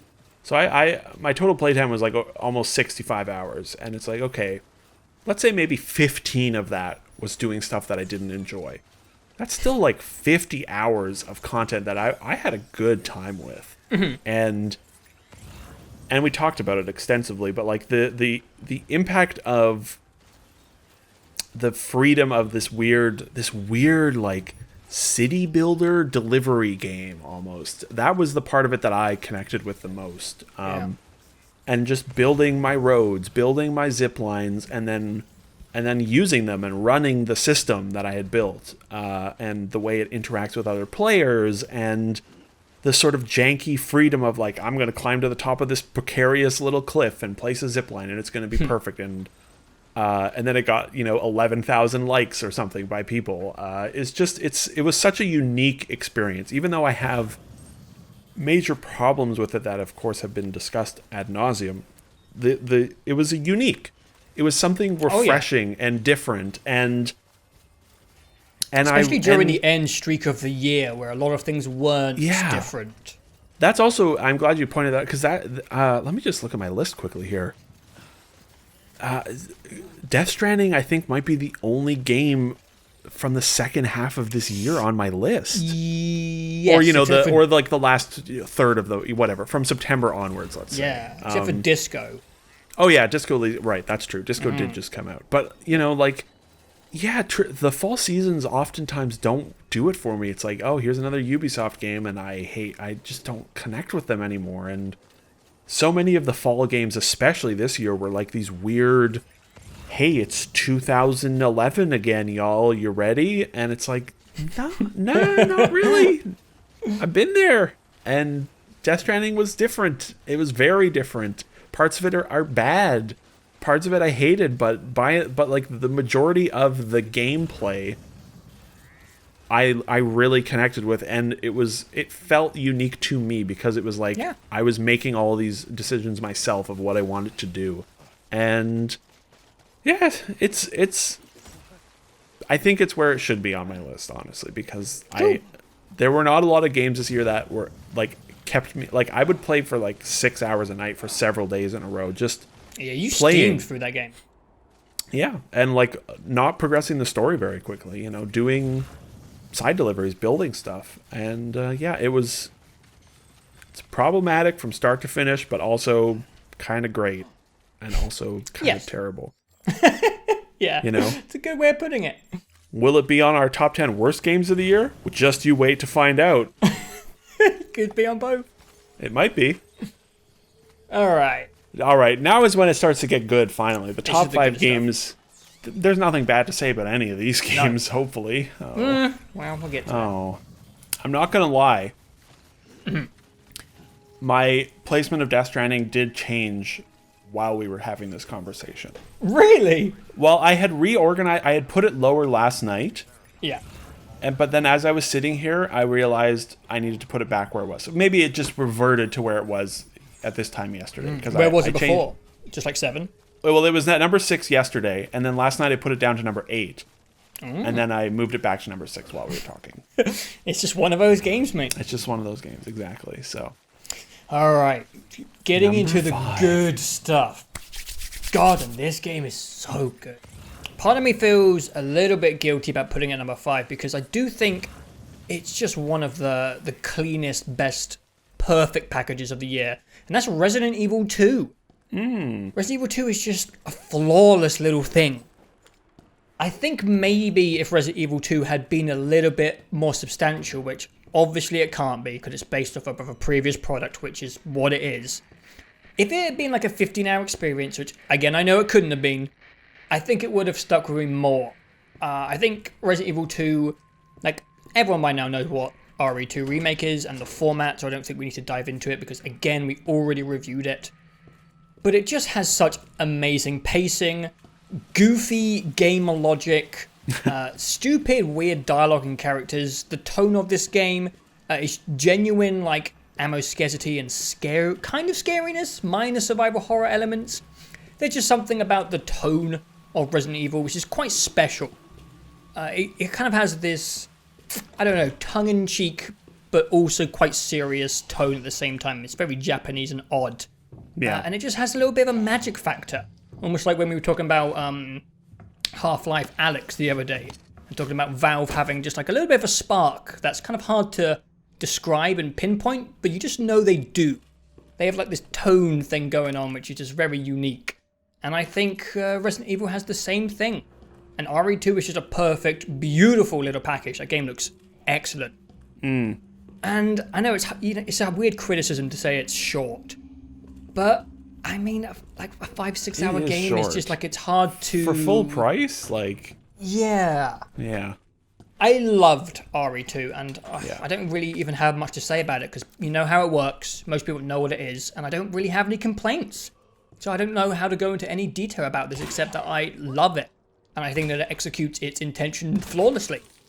It's just, a 5 to 6 hour experience is hard to be, latch on to, put at the top, and be that memorable. I don't know if these words are the ones I want to say. I feel bad for criticizing it for being what it can only be. You know what I mean? Yeah. But yeah, I don't have much more to say about RE2. I think it's one of the biggest game franchises ever. People know what this game is. You guys know what RE2 is. It's phenomenal. And I think it's almost flawless. Maybe you could say the sewer section is a bit of a navigational nightmare. Yeah, the sewer section is a bit poopy, let's say. But I don't know. I had a perfect experience with this game. It was absolutely flawless. But, a remake of an old game that's 5-6 hours, it ended up at number 5. It could have been higher, but it ended up at number 5. And I'm very excited for the Resident Evil 3 remake. And it's also just nice to see the franchise back on track. Because, we had RE6 and a lot of strange reboots and spin-offs. Well, RE7 was really good. That's what I was just about to say. Seeing RE7 RE2 remake, they got RE3, and then I assume Probably an RE8. Yeah, another first It's just person, great to see, Capcom get their feet back on the ground, because survival horror is a genre that's been a bit left in the dust. Yeah. And I really like it. Evil Within 2 was top of my list of 2017. Not top, but you know what I mean? Like it was in the top half, yeah. I really like the genre. I do too, I've kind of find. Yeah. I like RE2 is not on my list. It was one of those games that I was confident was going to be on your list. Yeah. That's not why I didn't put it on my list though. It was like it was probably the game for me this year that I had a great time with, but it had no lasting impact on me. Mm-hmm. It was 12 hours. It was great, because kind of 12 hours. You're right. I know what you're saying. But I spent 12 hours with it. I had just a great time playing through it. It's extremely good. I didn't like it as much as RE7, just because RE7 was the first one that I had played, and because it's first person and I played it on a PS4, it's harder. Whereas mouse and keyboard and third person make the game really easy and not scary, I find. Or not as scary. It was the same with the Evil Within. It's just like you just destroy everyone. But it is so well made, and so it's amazing that they're able to take an old game, and it's not just a fresh coat of paint because they did make some changes, but it is by and large the same game with a new, very modern interpretation, and it holds up really well. It's really, really good. Like you said, I can't really think of a bad thing to say about RE2 except for I don't enjoy the sewer section all that much. That's fair. Like, I like the police station, and then everything after the police station, I would say I wasn't as hot on. But it was still enjoyable all the way through, and I played it through very quickly and had a great time with it. I think my overall point of Resident Evil 5 and its length is I'm still not that satisfied when it comes to Resident Evil 2. Yeah. Like, I recently started playing it with a mod which randomizes all the weapons, and that's been really fun, playing it again with randomization. But it's still, you're still in the same place, you're still doing the same beats. I'm still hungry for more Resident Evil. 2 For sure. Didn't fill me up, even though I thought it was amazing and borderline flawless, it just didn't fill me up. Yeah, well, that's my number 5. I was going to say, I'm pretty sure I know the rest of the games on your list. Pretty sure I know the rest of the games on your list. Okay.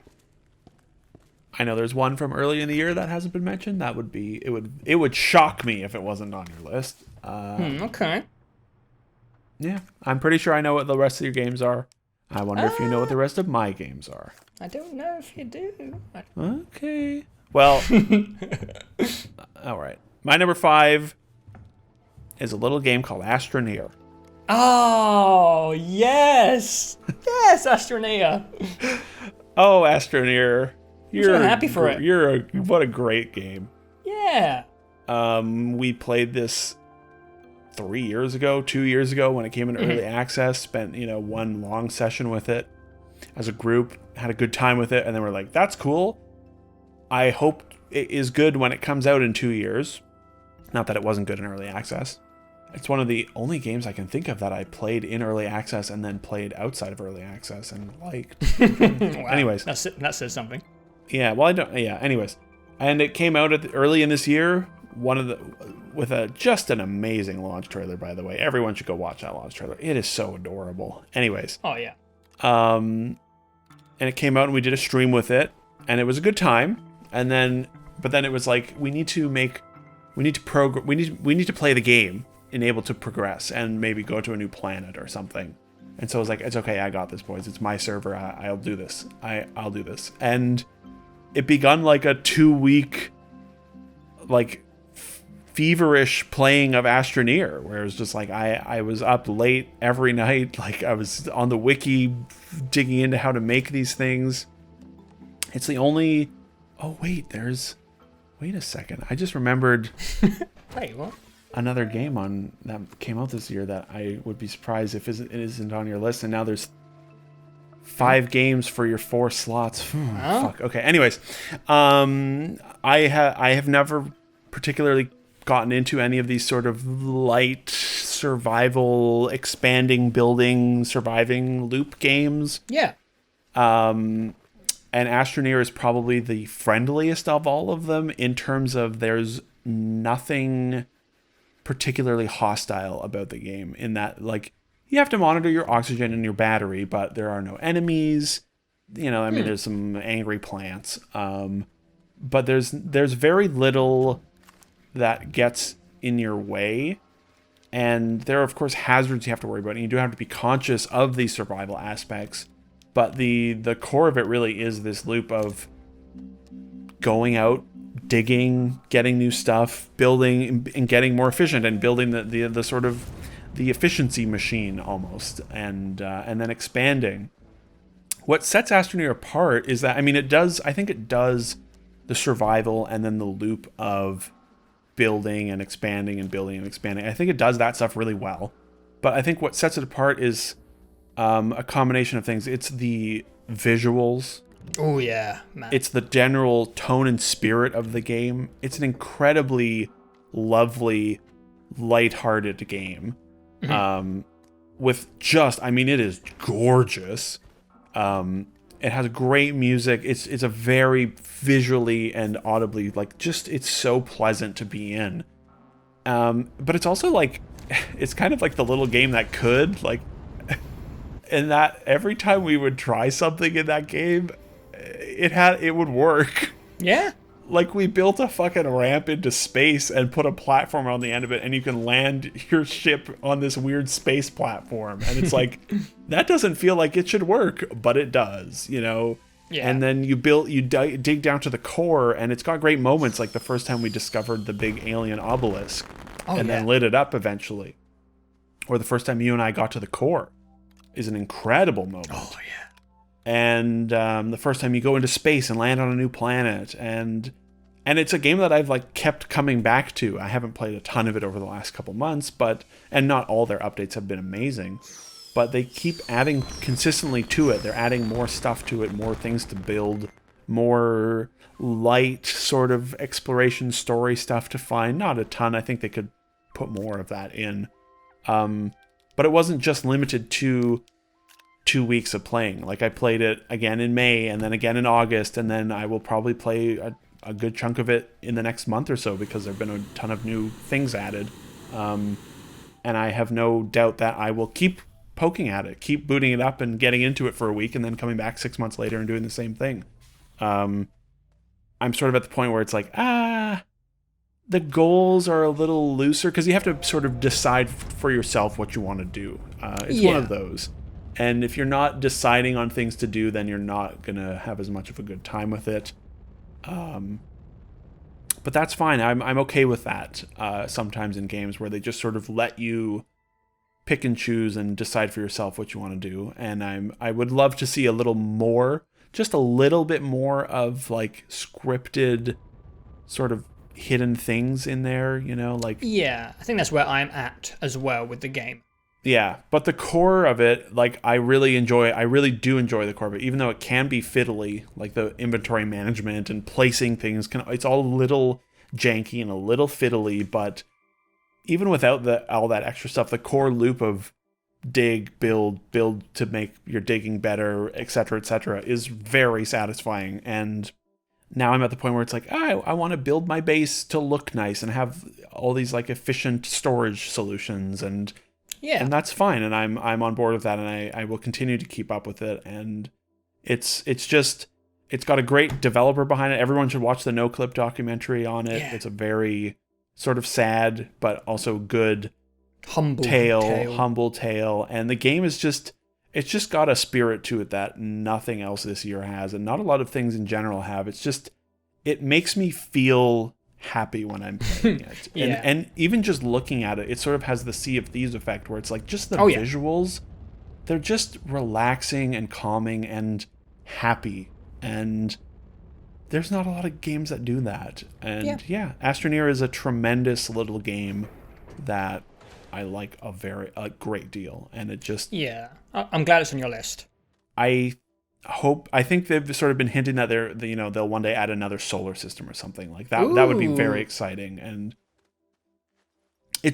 I'm amazed at how much you're able, like, that game is just there's a lot you're able to do in that game that surprises me for such a small team and for such a seemingly simple game. You know, just even the fact that like the core has like completely wacky gravity. You know, it's I like, love that stuff. That's kind of crazy. Or the fact that you can build a space platform is just, it's just weird that you can build a ramp from space all the way to the core of a planet, and the game is just like, yeah, okay, let's do that, no problem. I can handle this. Yeah, it's great. I love Astroneer. That's one of those games that I just be like, oh, let me give you a hug, Astroneer. You're great. I also really like Astroneer. I don't think I connect with the building survival stuff, maybe because of oversaturation from me when it comes to playing those genres. Like, I played Satisfactory this year, so I didn't have any need to itch that part of my brain for making efficient machinery. And I've played 1,000 survival games because of my dumb YouTube stuff, so just that stuff didn't really get me going. But I agree with everything you said. It looks phenomenal. There isn't a lot of co-op adventures to go on anymore. So I really love the sessions that we've had with it. And I will be there for every substantial update. And I agree with you. I hope they add more events to say. More discoveries and mysteries to stumble upon. Because some of those are just so good. Yeah. Some of the most memorable like multiplayer experiences of the entire year. Easily. For sure, yeah. We had a great time with that game, and I have continued to have a good time with it. Satisfactory is one of the games that I wasn't sure if it was going to be on your list or not. Who knows? And I will. I presume we're going to move on now. I will say the 3 games that I'm not sure if they're on. Like, okay, the 2 that I think have to be on your list. Should I say them or should I just let you go? You can always edit it out. How about I'll just call it if you call them? Okay. Number 4. I thought about this one for a long time, and man, was I tempted to put it lower. Because, Nintendo, you are a strange company sometimes. Fuck, right, shit. Super Mario Maker 2 is my number 4. Fuck, okay, man. I forgot about Mario Maker. Jesus Christ. I'm falling apart here. Mario Maker 2. I did not expect to put 250 hours into this game. But I think it came out at a perfect time. It was during the quiet spot of the year. I love platformers, I always have since I was a wee little boy. So I connected with the playing part of the game. And I wasn't really expecting it, but I really connected with the making part of the game. I think I spent the most time making stuff out of the group, I think. Which I did not expect to connect with that. But it's almost hard not to. They make it idiot proof. Like anyone can make a level. And it's also fun to be kind of not really into like the game development cycle, but you get like the smallest peek behind the curtain of that world where you start to notice things that you shouldn't be doing because it's not fun for other players. And I really enjoyed having my pseudo moment of game development, even though I'm not really a game developer. But you know what I mean. You get a little peek into that world of getting feedback and being like, oh, of course, this is not fun for players. Why did I put this in? And, oh, wait a minute, I can't make a level like this. I obviously know the solution. I've got to try to empathize and put my mindset for other people who don't have the same information. And there's just some fun. You know, you learn about the game development process by doing stuff like this and getting feedback, which I really enjoyed. The only weak point for me is the campaign. I thought the campaign was really, really disappointing, especially since Nintendo is supposed to be the king of Mario. I just thought they would have more inspired and interesting ideas, even for a 2D game. Like, they've done amazing 2D games, and it was just weak, and you had to play them to unlock a bunch of stuff. That sucked. And obviously another disappointment was the consistency of the connections in multiplayer servers. I actually still managed to have a lot of fun with versus online in Mario. It's actually brilliant. And I think it almost stings more when you kind of start to feel the magic. There are some amazing moments. Just the smallest interactions in this game, like being able to pick up other players and chuck them and items interacting with other players. It creates some really memorable moments in the multiplayer matches. But this game is up high on my list specifically for the enjoyment I had with the game. I do think there are a lot of weird issues with the game. If this was an objective list, it would have been much lower, probably the exact same spot you put it. Because just like the map rotation for online they're so shit. And none of them are even multiplayer maps, or whatever you call them, levels. When you can specifically tag the levels for multiplayer, and you never get them. You just get like these weird single player levels. Some of them don't even work, because they're not designed to even have multiple people on.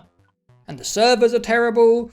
And it's just such a shame, because the online of Mario, I actually think, is maybe the most magical part of the game, and the part which has the most potential. Like, I know you didn't try it, but yeah, when it works, online Mario is just so fun. And it feels, I don't know, it's such a weird thing to put this unique twist on a formula you know so well, and play it in a completely different way with people for the first time ever, and it just plays out completely differently. And they just kind of squandered it. It feels like Super Mario Party. It feels like Mario Party, where it's just like, people want to play this online. They did add playing it with friends eventually. But Nintendo are just so frustrating sometimes. They just don't seem to understand what people want, and they prioritize weird things. And like, they didn't add on-off switches or one-ways in Super what's the newest one? 3D World. Yeah. That one was so hard to design levels in, because the one-ways are like the perfect tool to be like, okay, when you go this way, you can't come back this way. Easy peasy. And then when you don't have that, it makes like designing your level and making it, consistent and not breakable and no soft locks really difficult. And it's like, why are they not just in this style? And I know it's very weird to be ranting about my number 4 of the year.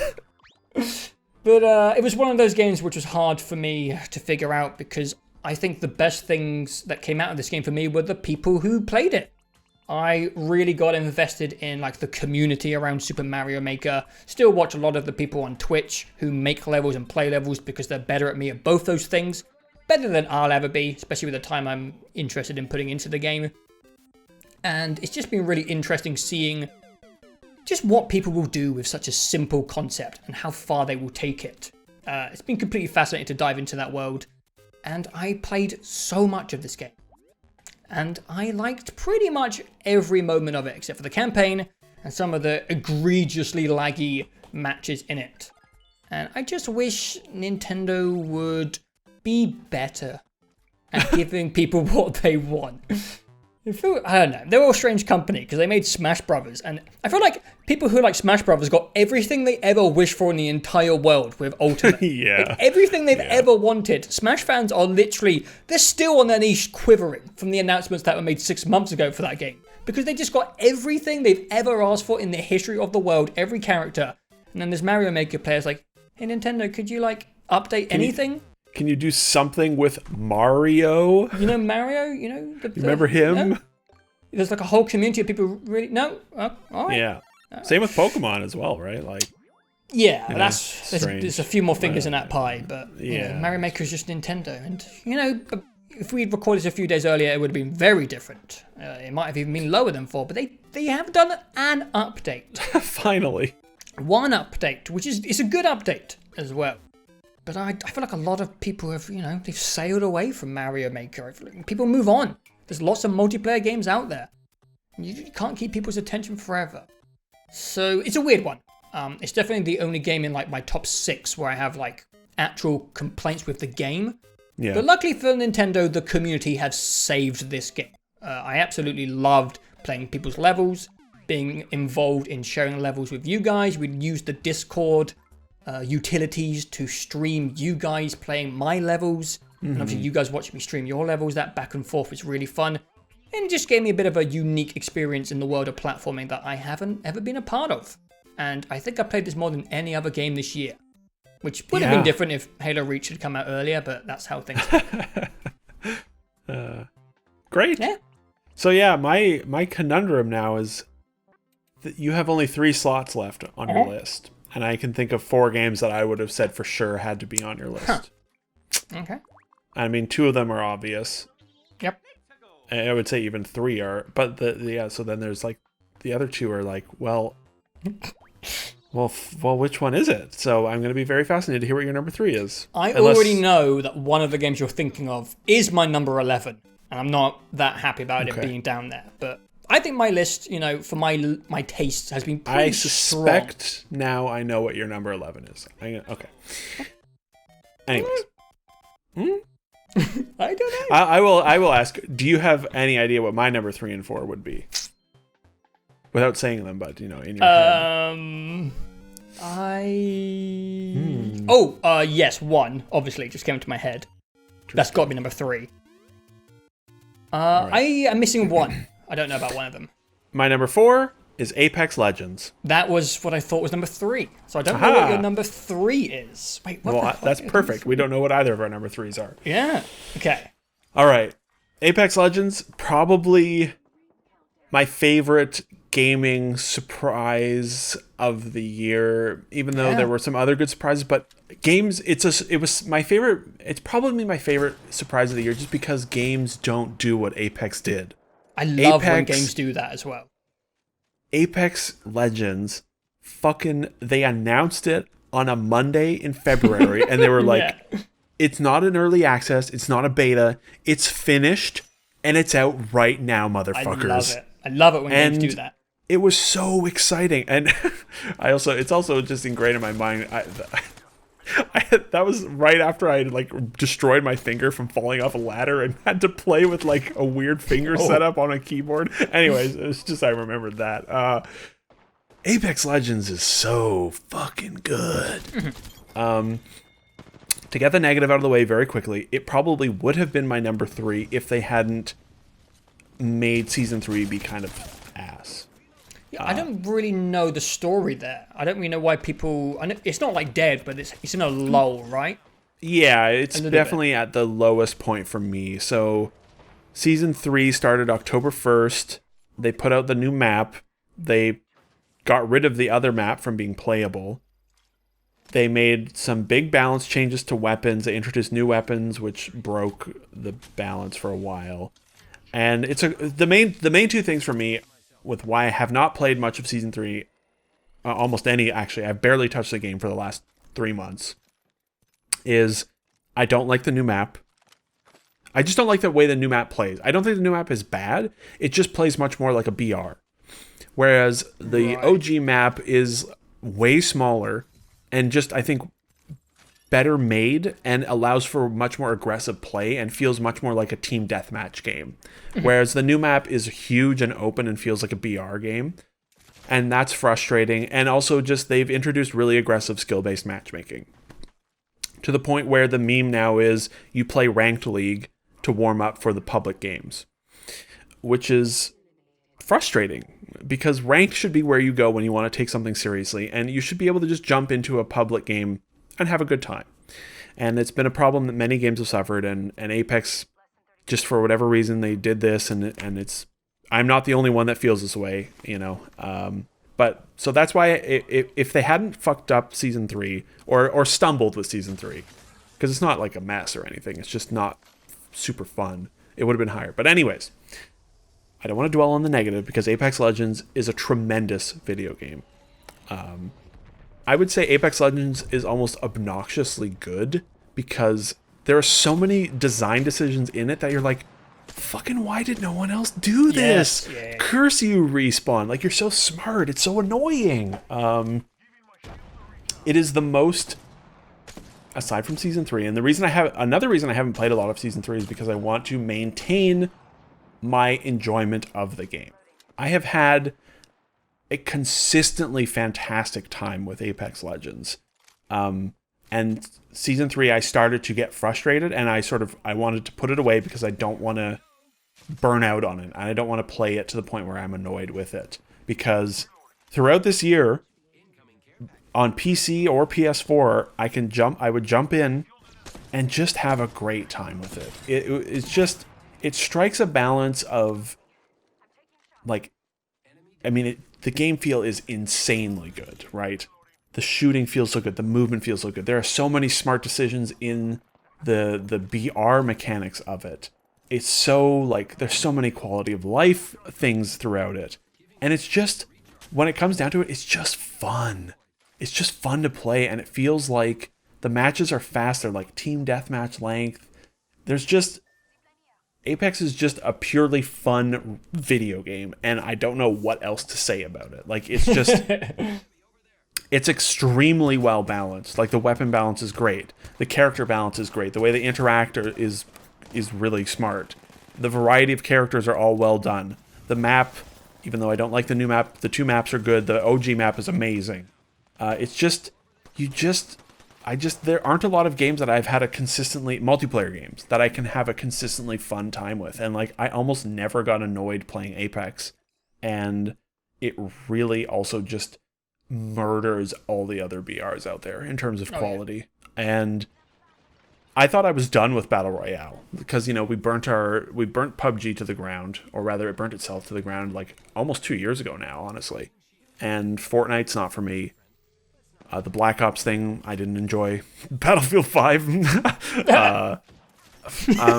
And so, like, I thought I was just, I'm like, okay, I'm done with BR. And then Apex Legends came out and was like, nah, you're not. And I'm back at a point now where I'm like, I'm getting a little bored of BR, but I suspect, like, the second they bring that OG map back, and if they sort out the matchmaking so it's a little more easygoing, like, I'm going to be right back in there. Because it's just fucking fun.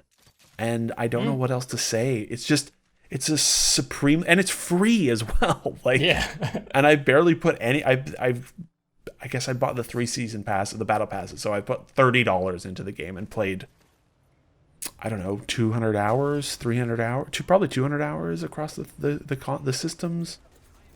Yeah, it's just so much damn fun, and it just feels so good. It's so athletic, to quote a certain someone. Yeah, I wish I could have put it at number 3. I wish I had a good time with it the last month or two. In August, it was like the peak of enjoyment. Dawson and I were playing all the time on PS4, just having a fantastic time. And then overnight, they patched it, and all that momentum was gone, and I've put it down. But pretty much, it came out right at the beginning of February and dominated like a large portion of the year. And in a year where there were not a lot of games that stuck with me, and there were a lot of disappointments, to have a game come out of nowhere, be free, and be insanely good, and stick around for 9 months is pretty awesome. And Respawn is very good. They put out 2 games this year. This is the only one that is worthwhile. Haha! Got him! Take that. Yeah. Cal Epic Christo. Legends is an objectively excellent video game. Oh, it's so good. Not my thing. I just don't connect with Battle Royales or hero shooters. I think I played like 5 games of Apex Legends, and I was like, damn, this game plays great. And then I never went back. Yeah. Just because it's just not my genre. I think I've said this about PUBG as well. If PUBG was in something a bit smaller and simpler and more casual, I would definitely play those games, because I think, PUBG and Apex have amazing gun combat. I just don't like Battle Royales. It's just too sweaty and stressful, and people care about winning, and I never care about winning, and I just want to lay back and shoot some shit, I do keep saying, if they made a TDM mode for Apex, it would be the best thing on the market. It would be incredible. It would be so good. I would play that day one with you. Yeah. Yeah. But they haven't, and that's fine. And I think as a bisection of BR and hero shooter, it really balances the two tremendously, and it just feels so good to play. It's unbelievable. Like, we didn't get Doom this year, which is tragic, but like there weren't really any good shooters this year, first person shooters. No. Yeah. And even last year there wasn't much in the way of FPSs, and to have it come out again. Once again, Respawn is the king of multiplayer games. They have proven it time, like, year for 12 years, Like, here we are talking about Call of Duty Modern Warfare, and obviously this is, a new game, but like, they fucking mastered it 12 years ago. And then they put Titanfall out and they mastered it. And then they put Respawn or Apex Legends out, and it's like, yeah, we win the BR genre. Fuck everybody else, Yeah. 70 million players or whatever. Like, it is just a fantastic video game, and it's good to see Respawn just get the recognition they deserve as well. Yeah. Yeah. Titanfall is just not being treated very well. Titanfall. Even though the multiplayer isn't for me, because mechs. Yeah. But the campaign and Titanfall 2 is a fucking masterpiece. Yeah. I think And the they multiplayer is as well. Just give them more money, and I think people have, so I'm happy about it. Yeah. So for them to go from like, they get bought by EA and it's like, oh no. Uh-oh. And then like 18 months later, they're like, we have the number goose. one game of the year. Yeah, they're the golden goose. They're like, we are the captain of EA now. Yeah, it makes me very happy. Just even like when they were like, God, it was such a journey that day. The like 90 minutes of the launch day of Apex, it was like they announce it and it's like, it's just set in the Titanfall universe. And I'm like, oh fuck, oh my God. And they're like, there's no wall running. I'm like, and they're like, there's no mechs. None of the Titanfall shit is in here. I'm like, what? And then it's like, it's a hero-based free-to-play battle royale. And it's like, and then and then it's like, and it's out now. And I'm like, oh. And then he launched the game, and you're like, oh, it feels incredible. It was just such a whirlwind in that it kept up. Like I booted up, 2 days ago, and you just immediately are like, oh man, this game, it just feels so fucking good. It's unbelievable. It's unfair to everyone else. All these other multiplayer devs need to get a grip and try and compete with Respawn, because I don't know. It's just anyways, Apex, good game. A free to play. I'm trying to think. What's your number 3? I'm trying to think, is this the first free-to-play game that's ever been on my list or your list? Well, you put Pokemon Go. Oh, yes. I don't know if there's ever been a free-to-play game on my list before. The It's world's cool. changing.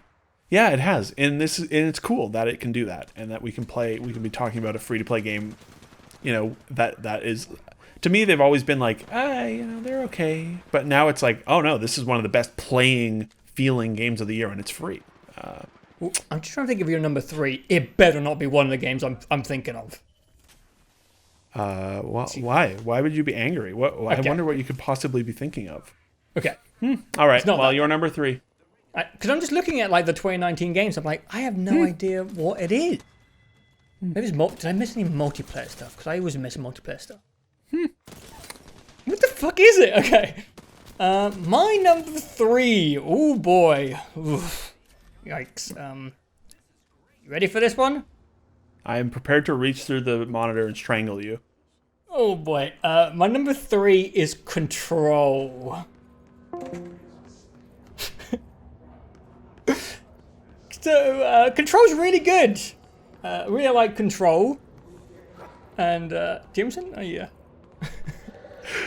Oh, you son of a bitch.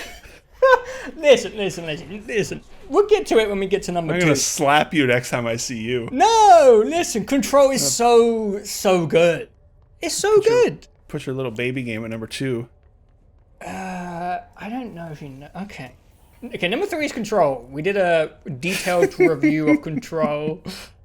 We're being awkward because, Jamison, big fans of Control. Big fans. I'm sorry. Okay, we'll get to it. It's fine. Everyone's allowed to make mistakes and fall for recent heartthrobs and all that. Yeah, we'll get to it. Number 3 is Control. Control is like Remedy's, almost said Respawn, Remedy's home run. It's always been a little bit like the Apex effect, where it's been like this cute little studio and you've always wanted the best for them. And even though obviously Control isn't the home run that Respawn had, it's still just like the best thing they made so far, and it feels like they've really found their thing. And they're the fucking kings of whatever this thing is. This weird, whatever it is. Lynchian, trippy, psychedelic, vibrant, interesting worlds that they make. They're the kings. And I love that they're feeling more confident to be weirder. And I love weird shit, and it feels like this is tapping into like a genre which you see more in movies than video games, because, people gotta sell video games, and it's hard to sell weird stuff, especially when they're expensive to make. This is the one time where I'm pretty happy about an Epic exclusivity, so that, Remedy can get that paycheck and are safe, and they can continue to be just the weirdest, most charismatic, coolest, kind of, almost, developer in the world. I fucking love Control. It has amazing world building, incredible lore. The graphics, I mean, I don't want to be a boaster. Oh, here we go. But I played it with RTX, and boy, oh boy, does this game look amazing. I don't even care that much about graphics. You're the one who was telling me what anti-aliasing meant like 2 years ago. And now I'm like, oh, Jesus, this game looked so good. Like, it was a bizarre visual phenomenon where it kind of looked like, sometimes it looked like real life with this strange video game on top of it. It looked so, so good. The only reason why it's actually at number 2, again, I'm not going to spoil my, number 3 instead of number 2. Oh, wait, folks, he said it. The reason it isn't at number 2 is because there are some weaknesses with the combat in the game. For sure, yeah. And it's never been Remedy's strong point, so I wasn't expecting there to be exquisite combat. But I just still think the combat's like quite good. Yes, and it's satisfying, and the visuals and effects in the combat are incredible. But the combat in number 2 is really good, so that's kind of... Oh, no. This is so great. Yeah, we've done a really detailed talk on Control, and I recommend it if you didn't play Control. I recommend a full review, because just the bullet points we're going to go over in this top 10 list aren't really enough. No. If you haven't played Control, if you haven't been convinced to buy Control, there was rumors it's on Game Pass, but I don't know if that's been verified. I don't think that's happening. But anyway, watch the full review we did, listen to it anyway, because... Or watch the review, because we did both. We talked lots about it, yeah. Because if you're someone who just likes... If you're a movie fan, and you're a fan of like cinematography, world building, sci-fi lore, this game is just so for you. You'd absolutely love this game. It's one of the best this year in sci-fi world building, abstract visuals. It's really, really something. It's so creative, bold, confident, and cool. Control is amazing. Put it this way. In the year next year, of many anticipated releases, one of them is we are extremely excited for the DLC for Control. Yes. Yeah. Oh, Control. Also, one of the biggest surprises of the year. Like at the very beginning of the podcast, I said the things that I wasn't anticipating are really high up. And Control's one of them. I actually... I'm on video saying that I wasn't excited for Control and I thought it looked poo-poo. And it turned out it was fucking phenomenal. And Shame that on you. always, that always helps as well. Going into a game like meh, and it's not meh. It's not meh at all. It was awesome. It's not, yeah. It's lengthy as well. It's a really decent length. Yeah, it was like 20, 25 hours, I would say, yeah. Oh, Yeah, Control's it's certainly not a perfect game, but boy, is it ever good. Yeah. All right. That's it. You're number 3, which I don't know. Well, my number 3 is probably not going to be out until the new year. It's a video game called Dreams. Oh! Dream. For a second, I was like, is he going to say Halo Reach? I was like, oh, okay. Please. Don't be ridiculous. I mean, I'm just lost. I was lost. Dreams. I mean, Halo Reach is good, but Dreams... Dreams is so good. Part of the reason I put it on the list is because to be clear, Dreams is not out fully. As of the 7th of December, which is tomorrow, it will not be purchasable anymore, which means to me that it is going to be out very soon. I suspect we'll get a date with that State of Play thing. I'm sure it's out. There was a rumor that it was out in mid-February, which would make sense. Very nice. So be on our list next year as well. Well, so I was thinking like, man, there's no way Dreams is going to be on the list next year with all the shit that's coming out. But Dreams is, it was originally quite a bit lower, but then I booted it up again last week and they had improved the discoverability so much. And I was just immediately, and that was probably the biggest negative I had with the game, was just like, it was hard to find cool stuff. And that's not the case anymore. They have really done a great job with it. I hope that when the game releases, it gets a proper Sony marketing push, and I hope it catches, because I feel like the more the merrier when it comes to Dreams. It's only going to get the more the merrier for more sure. people. Yeah. But there's also a tiny bit of concern for me that like I don't know. The early access thing was definitely the right call, but at the same time, I'm like mildly. There's a small part of me that's like, ugh, I hope that this isn't it for Dreams, you know? No. That it doesn't just have this small community. So, anyways, but that doesn't matter. The core experience of Dreams is one of the most unique experiences with games in a very long time, and it's such a weird thing to place on a list because it's not really a video game. It's a video game making game. Yes, it's an engine, basically. It's a game maker. Yeah. But it is so...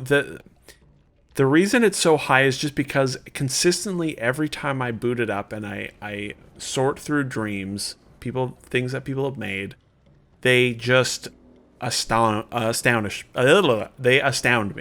Mm-hmm. They are weird or beautiful or just like super good to play or some combination of all these things.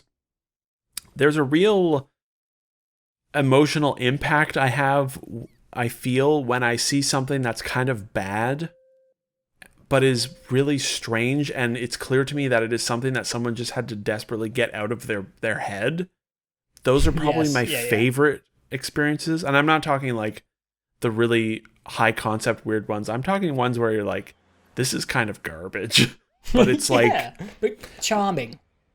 Yes, and you know that it is something that someone needed to get out of them and put out into the world, and that's a very powerful thing to be able to boot up a game and to have like direct access to other people's weird brains in a sense. Yes. And nothing else provides that. And I know it's, early access but like it felt very complete throughout the year, and it's only gotten better with time. And it's a game that I will like boot up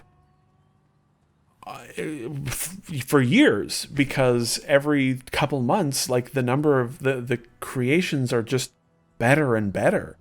They're crazier and crazier, and it's such a unique, fascinating thing. And I realized, like, it was always going to... for a while, I was like, do I want to put it on my list? Should I wait till next year? But I figured, well, who cared? Like, why should I wait for next year when I had I spent like a decent amount of time with Dreams and had a great time with it throughout the year. And I can't emphasize enough just how, I don't know, it just provides feelings that I just don't get from anything else, where it's just like, this is so pure. Because it's unlike anything else. Yeah, and it's just these strange fucking things that people make, but they're fascinating as well. And I think people don't appreciate how ambitious a project like Dreams is. Like, to make a universally accessible game engine, game sharing piece of software that is so comfy that anyone can pick up and play it. And don't get me wrong, it's still hard to make Dreams. Oh yeah. But like, they must have pitched that at a table and been like, how the fuck are we supposed to do that? And they've done it. Like, yeah, they spent the entire generation basically building this game. And you can make anything in that game. And, the promises leading up to it, you're like, there's no way. And then they did, and they have. And, like, the breadth of experiences you can play are staggering. Like, there's, like, racing games and first-person shooters and still paintings and sculptures and horror games and movies and shorts and music and visualizers. And it's just, like... It's unbelievable. Like, Dreams is like, I don't know how they did it in a way where you're just like, the tool set is very complicated and takes a lot to learn, but it's like, it's so capable. And going through the process of building something, going through all those tutorials and building a level really is worth doing, because it highlights to you how complicated the tool making stuff is. And it makes you realize, you look at these things that people have made and you're like, okay, I more or less can sort of understand how they're doing this, but the quality of it, or like the breadth of it, is just like, you're just like, how like, people have spent so much time building these things. That's the best thing about Dreams and Mario Maker 2 this year. It's just like a little bit of respect about how hard it is to make things. Yeah. God, it's hard. But people make it look easy with their projects. That's the thing. And yeah, there's just, it's like, it's a powerful product, and it's a game that I will keep checking in on for years. And I hope it just goes and goes and goes for the whole next generation. It's definitely, it's definitely going to be like back compat and all that. That's part of the, of course, I feel like that's one of the reasons Sony is, you don't want to put 7 years of development into Dreams and then have it become redundant 18 months later, it's unlike anything that has ever been made, and the things that are in it have hit me in ways that I haven't had with games before. And I want to give a special shout out. This is completely genuine. Yeah.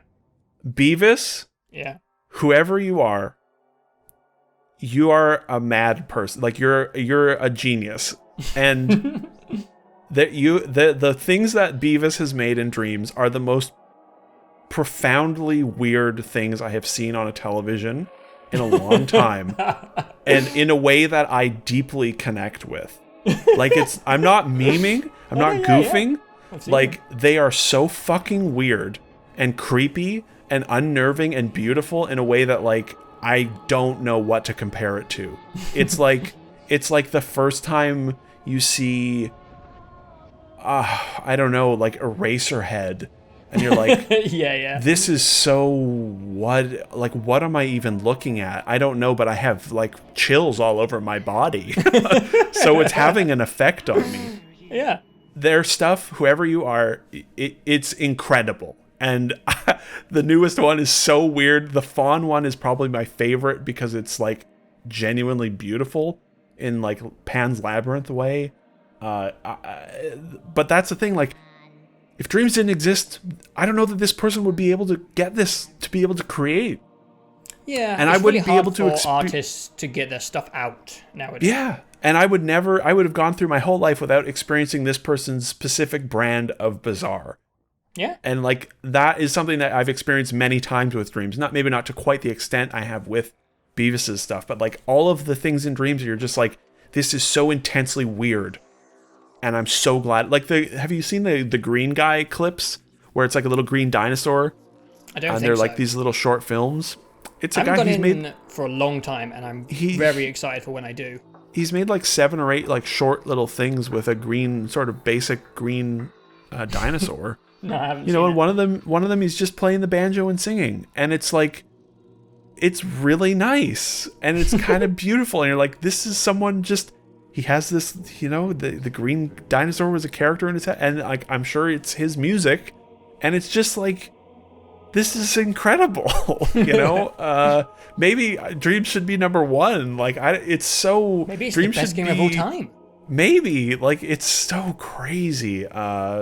It's unbelievable. I hope that it gets a huge marketing push, and I hope a lot of people dig into it because it is the most completely unique thing that is on the PlayStation, and it's kind of a stunning piece of software. And I can't wait to see where it goes. I hope this time next year they've added a ton of stuff to it. They've said they have a ton of ideas that they've had to just put on hold so that they can get the base game finished. I think Dreams probably has limitless potential, which is kind of amazing. Yeah. I would be surprised if it's not on my 2020 list. Yeah, that was part of it was me worrying that I wouldn't be able to sneak it in next year, and so, but I put a lot of time. I put quite a lot of time building something. Took fucking forever. Yeah, it's difficult, man. But I am more of a Dream surfer, and man, that stuff is so good. And their discoverability stuff really has been just, it's really good now. I was very, very impressed by it. So please, please, please play Dreams when it comes out, people. Please. Yeah. Please. Make something weird. Like, that's also the beauty of it. There's an anonymity to it as well, right? Like, part of creation is scary, when you make something and you put it out in the world, it can be sort of scary, but like, so there's something very, maybe it's because it's early access. Dreams feels very wholesome as well. Maybe it's because there's really good moderation. I'm sure there's people making big dicks in that game all the time. I haven't seen any though, and maybe they've got really good moderation, but it feels like a very wholesome and healthy game of people just creating because they want to. And that's a hell of a thing, I think.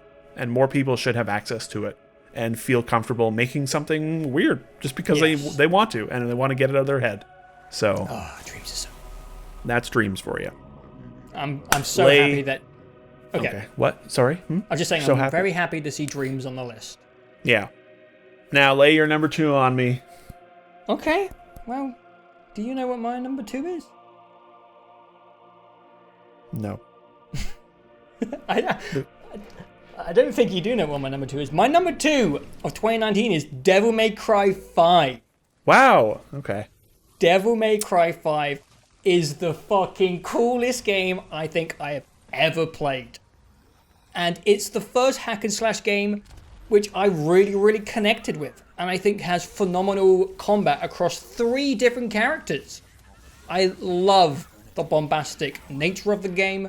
I love the visuals because I don't think I'd really got used to the novelty of playing, a really nice looking game, PS4 Pro, on my nice TV, which I haven't done for a lot of games.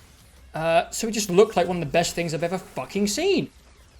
And the bombastic bullshit in that game is just, it feels like this is like the Kojima game that isn't bad.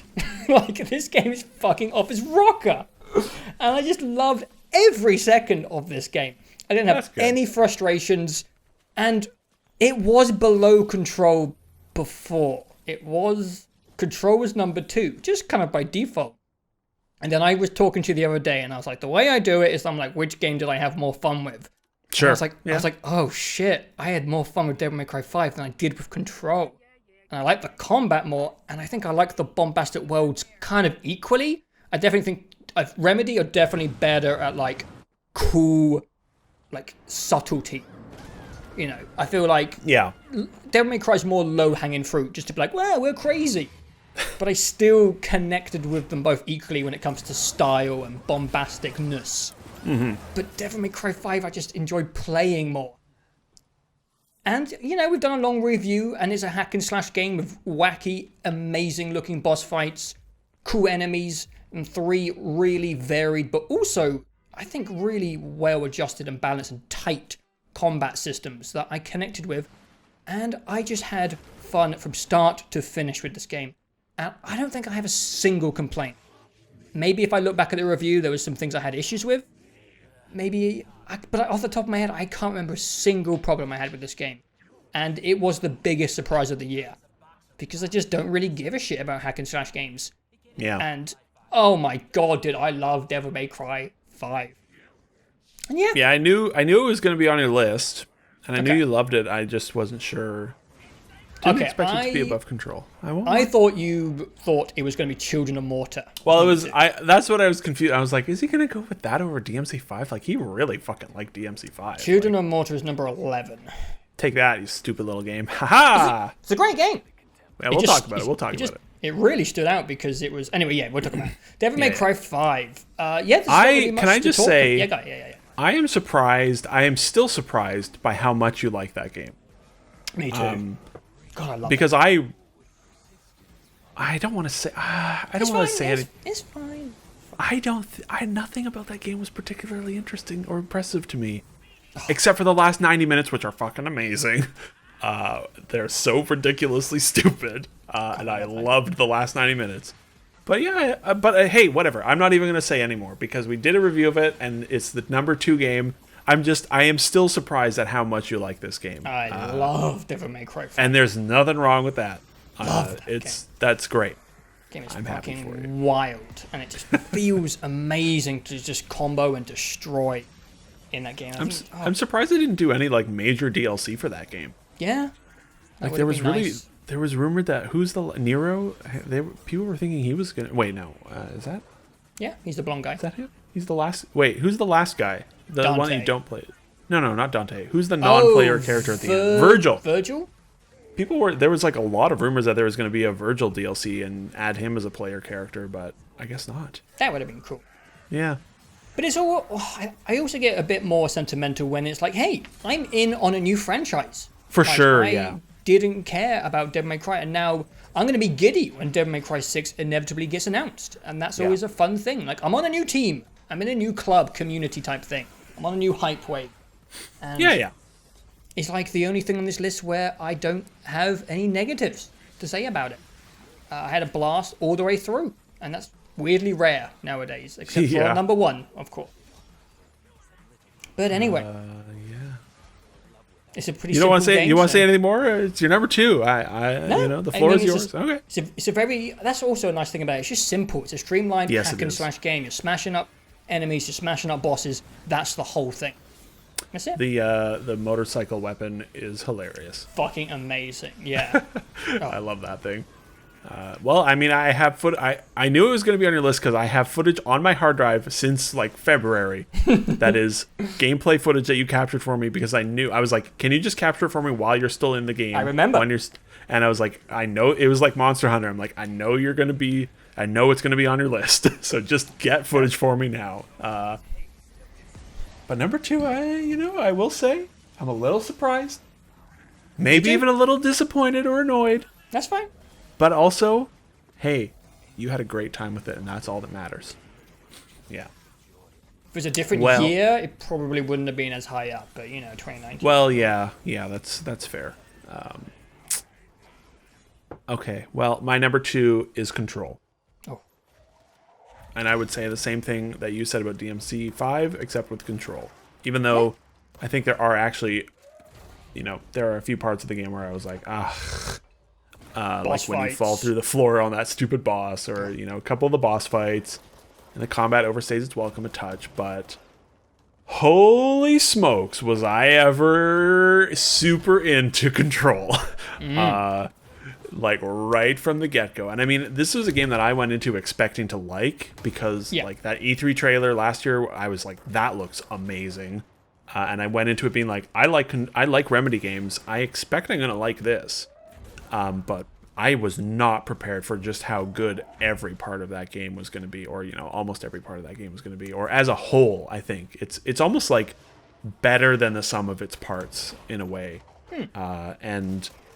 But just immediately, like in the first 5 minutes of that game, I was like, this game is amazing, and that more or less kept up all the way to the end, and I cannot wait for the DLC. We won't say why.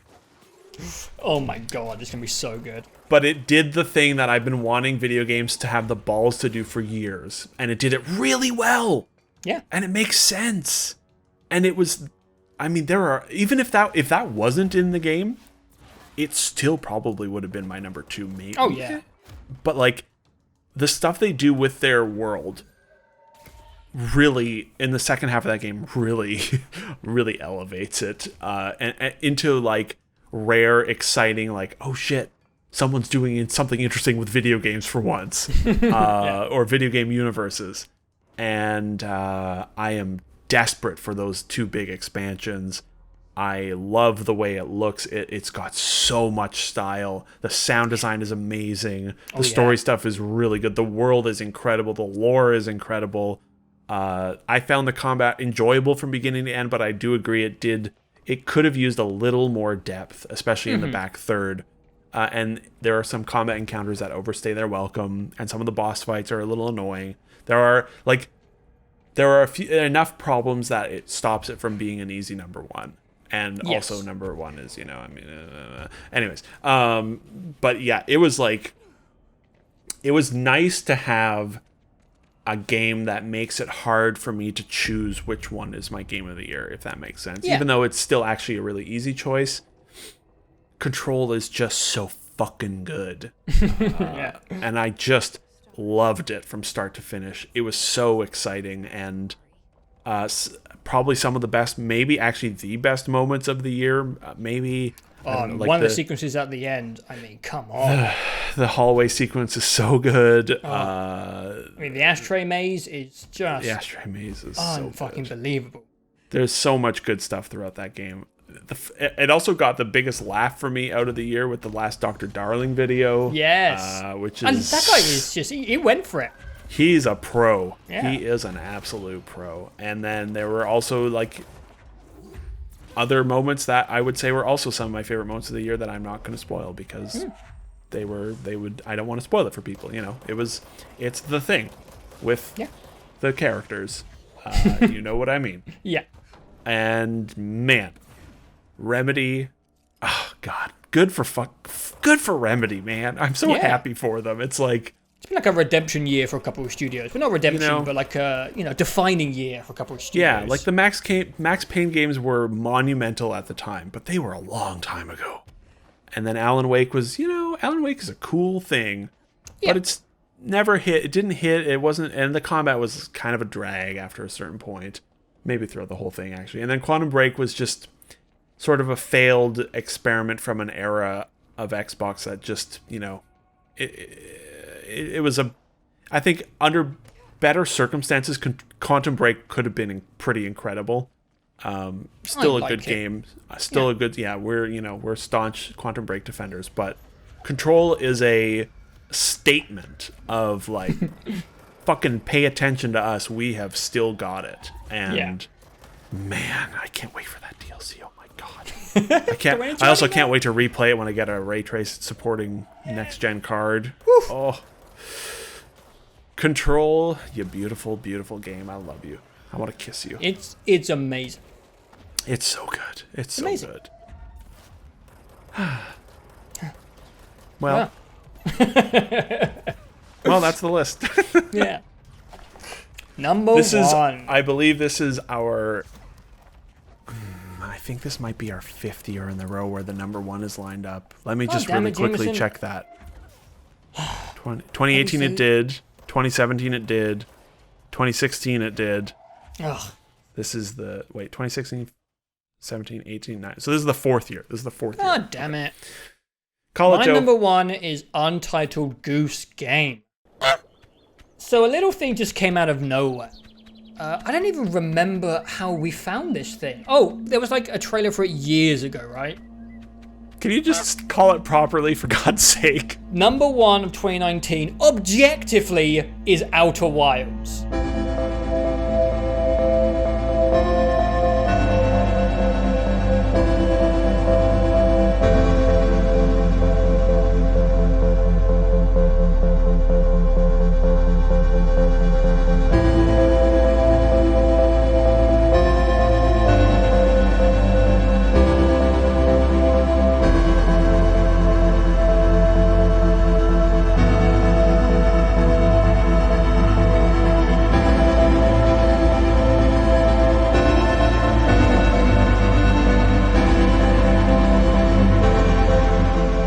Don't come at me. Outer Wilds is one of the best games of the entire generation. Yep. This game is a masterpiece. Yep. Oh my god. So I thought the first trailer of this game looked really cool. I remember seeing just the clips of the solar system, and it was like, hey, we've just gone through the No Man's Sky shit and someone's handcrafting a little bit of space. And space games, have been a little bit sour recently. Yeah. We haven't been really getting that much good stuff. But I did not expect Outer Wilds to capture the stuff in video games that I think I prioritize the most. Maybe not with even realizing it until I play something like Outer Wilds. Sometimes the best thing about video games is discovery and surprises and diving into the unknown. And the Outer Wilds has some of the greatest discovery moments in video games for me. Discovering that the game was good was one of the best parts. I can't remember what day it was when we dived into it, and I was like, this game seems pretty neat. Who was the first to be like, holy shit, this thing is something special? It was probably I you. sort of didn't. I think I did, but I didn't say anything to you because I didn't want to. I was worried that you weren't gonna like be as mind blown by it if I had said like, Right. This game is kind of mind-blowing. But then I remember, like, because I think I played it the night before, and then you were streaming it, and then I popped in on your stream, and you were like, this game is fucking nuts. And I was like, okay, thank God. Okay, it's not just me. It's not just me. Oh my God, this game is amazing. Yeah. So, how deep do we want to go into it? Because did we talk about this? We've never done like a proper. We've talked about it in the podcast a little bit. I did a review for it, but like it didn't get like a really proper discussion, I don't think. Interesting. I don't know where to start with Outer Worlds. It's hard. Well, I think something that needs to be commended for is it is the best space game ever made. I think a problem that space games do is they use space as a transition to planets that are then the setting of levels and, open worlds. And that's still cool. Like, it's fun to use space as a way to do varied environments and traveling between different planets in Mass Effect and the Outer Worlds, etc. No Man's Sky, even. It's cool. It's cool to use that, and everyone likes the. And sometimes they have a ring around the planet. Yeah. And you're like, ooh, wow. Or another planet's really close to the other one, and you're like, wow, look at that skybox. But and I feel like the people behind No Man's Sky kind of teased the seamlessness of their universe, but in practice, it doesn't really work like that. I actually haven't played No Man's Sky in a while, so I don't want to talk about that game too much. But I don't feel games have really nailed the feeling of fluidity in space travel and landing, taking off, going between planets without at least some visual trickery. No Man's Sky, you can see shit loading in. Or you have to fly through the clouds. Hyperspace stuff to kind of disguise you actually traveling in space. Whereas in Outer Wilds, you can just seamlessly take off, actually walk around your ship, I was going to say live, but you know what I mean, without there being any trickery, and then just sit down on a planet. And that novelty alone, I just don't feel like it's been commended enough. Yeah. I feel like that's been the small technical thing that people have been trying to do for years and years and years. And this little indie game came out and was like, you know what? It's easier if you just make a smaller solar system. Oh, who would have thought? And make every single part of that solar system a unique creative joy to discover, with amazing colors and variants and adventures and puzzles to explore. And parts of Outer Wilds remind me a little bit of Horizon Zero Dawn, where Horizon Zero Dawn just excels at multiple layers of things. I remember first beating Horizon and I was like, they did two different sophisticated deep sci-fi storylines on top of each other, and an amazing open world, and an amazing ambitious robot combat system. It's like all these layers where it's like, guys, you could have just taken two of these layers off and it still would have been a 9 out of 10. You didn't have to put all this stuff here. And Outer Wilds, I think, is one of those experiences where not only is it an amazing space game just from like a fun physics point of view, where if you're just a bit of a space nerd, you're going to be flinging yourself around a black hole and just having a giggle. But it also tells an amazingly deep story of your race and, more importantly, another race that has come before you. And it treats you like a competent human being with a brain, and it kind of dives into fun, deep sci-fi ideas. Not only does it nail that stuff by telling a long, kind of complex and really interesting story about the Nomai, a population of people that came before you, it somehow manages to allow you to discover that story in any order you want, and it doesn't feel like broken up, or it doesn't feel like Rage 2, where you can kind of do an inopportune order where it's like, this isn't really working for me. And maybe me and you just, I don't know, got lucky. But I feel like the game is actually, it kind of like subtly pushes you towards certain planets and then says, don't go to fucking, what's the spike? Dark Bramble. Dark Bramble. Like, this game seems like a logistical nightmare to make like an open world game where the story is spread out and you need every piece of that story to finish the game. The format of the game is amazing as well. Like, if you know what you're doing, you can beat the game in 20 minutes. Yeah. Like, it's just like the format of the game, the sci-fi story, the physics. There's so many layers. It's like the Horizon effect where it's like you did so many things well that we just don't deserve it. I just realized like a fun way to possibly describe Outer Wilds, which is a roguelite where all you're gaining is knowledge. Yeah. Because you could, like a lot of roguelites, you could just go to the end and beat it on your first try if you were good enough. But you need to get better at it and get all the skills. And the same is the case with Outer Wilds. If you start a brand new game, you can beat that game on your first try if you know what to do. And in pure roguelikes, likes, not lights. Huh?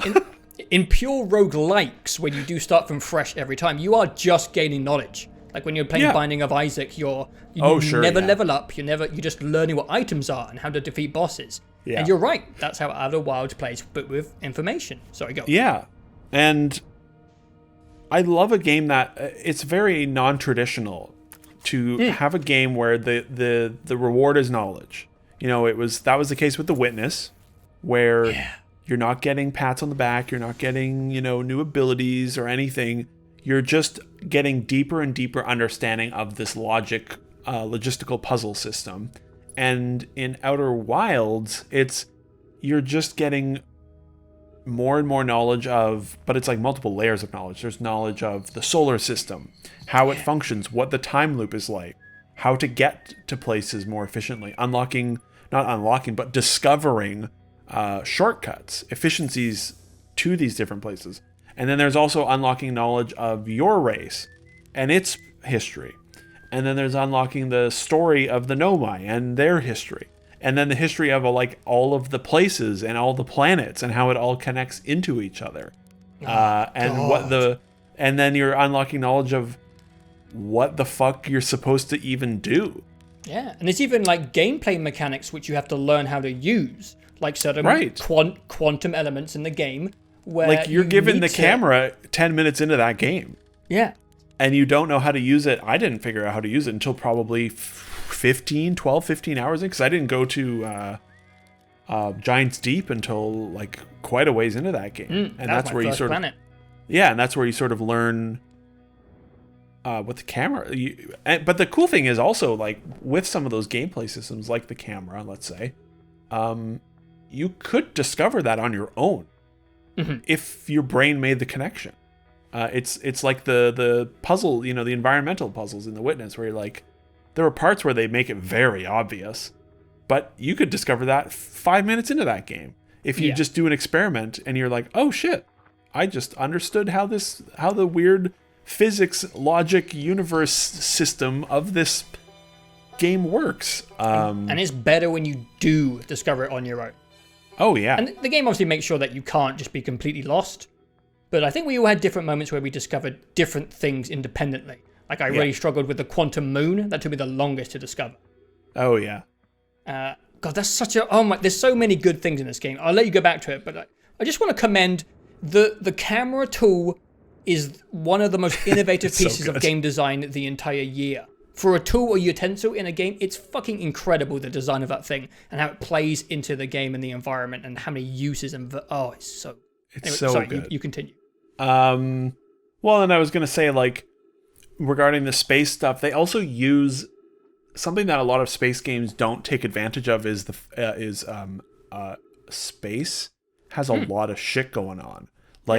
Space isn't just planets, it's weird gravity.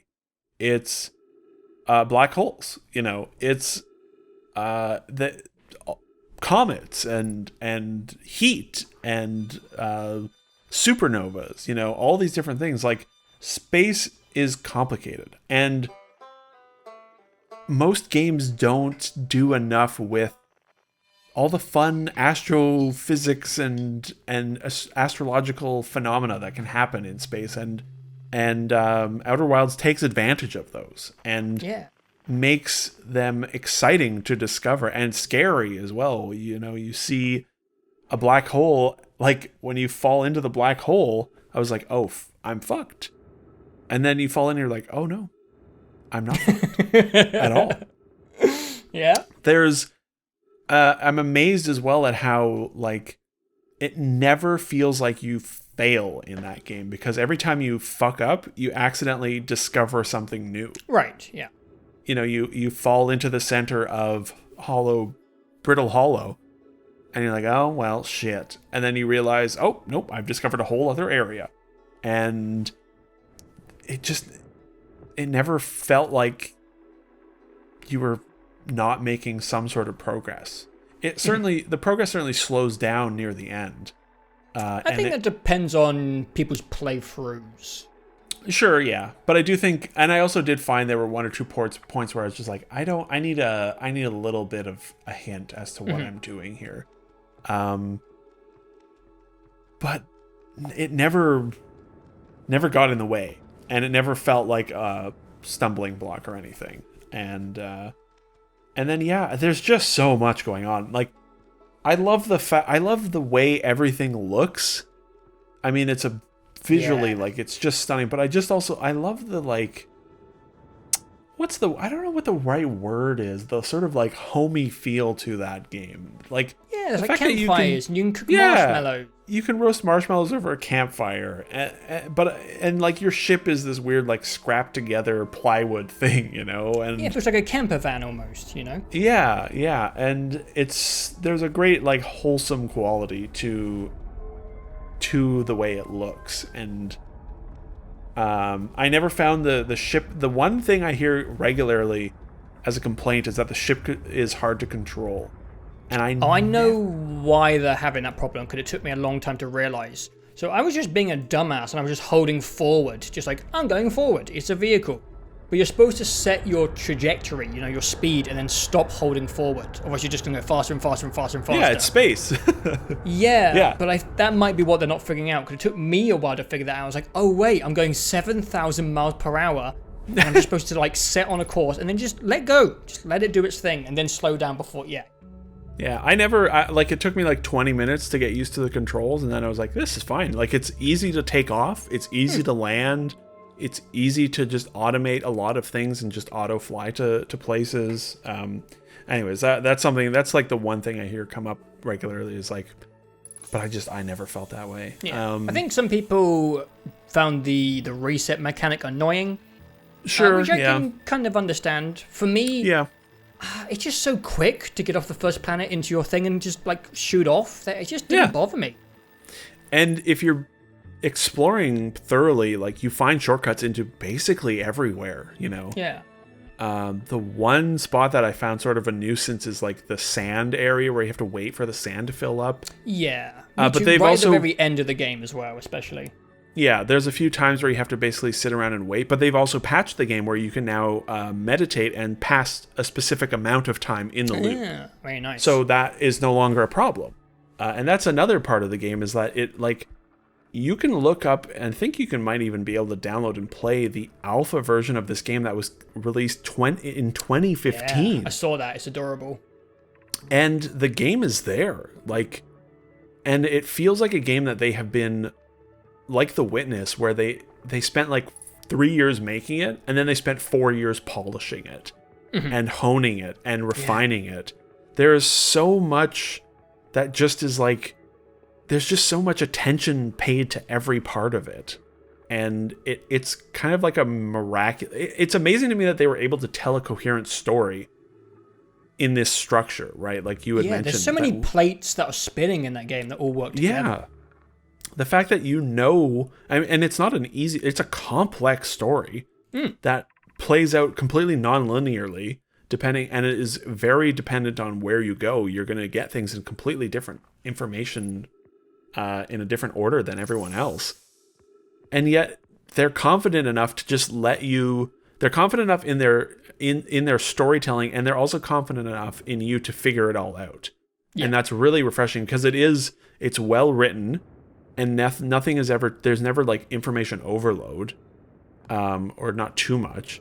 And they're confident that you're going to be able to put it together and you can. And that it's amazing that they're able to tell a coherent story where you can get the information in almost any order. Like you can get some of the last pieces of information first, but you don't necessarily know what it is. And then you retroactively realize, oh, fuck, I get it now.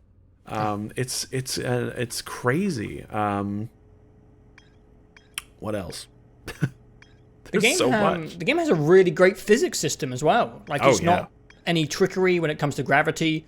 The first time where your shuttle gets basically taken off by another planet passing it, it's just such an amazing gaming moment when you land on a comet and you're maybe exploring, and then you're like, wait a minute, where the where the hell's my shuttle gone? And you look and it's been dragged into the sun and you're like, oh, for God's sake.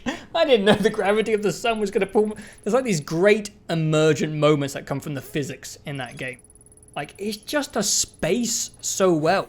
For a little indie company, like, I wouldn't want to take on the physical challenge of making these giant masses that actually have to affect other things. Seems like a technical nightmare. Like, there's a physicality to that whole game that is really amazing. Like, it feels like every part of it you can touch. And I love that you can sit on Timber Hearth right where you spawn, and, like, you can see, you know, the Hourglass Twins off in the distance. And that, and I love that in 20 seconds, you can be there.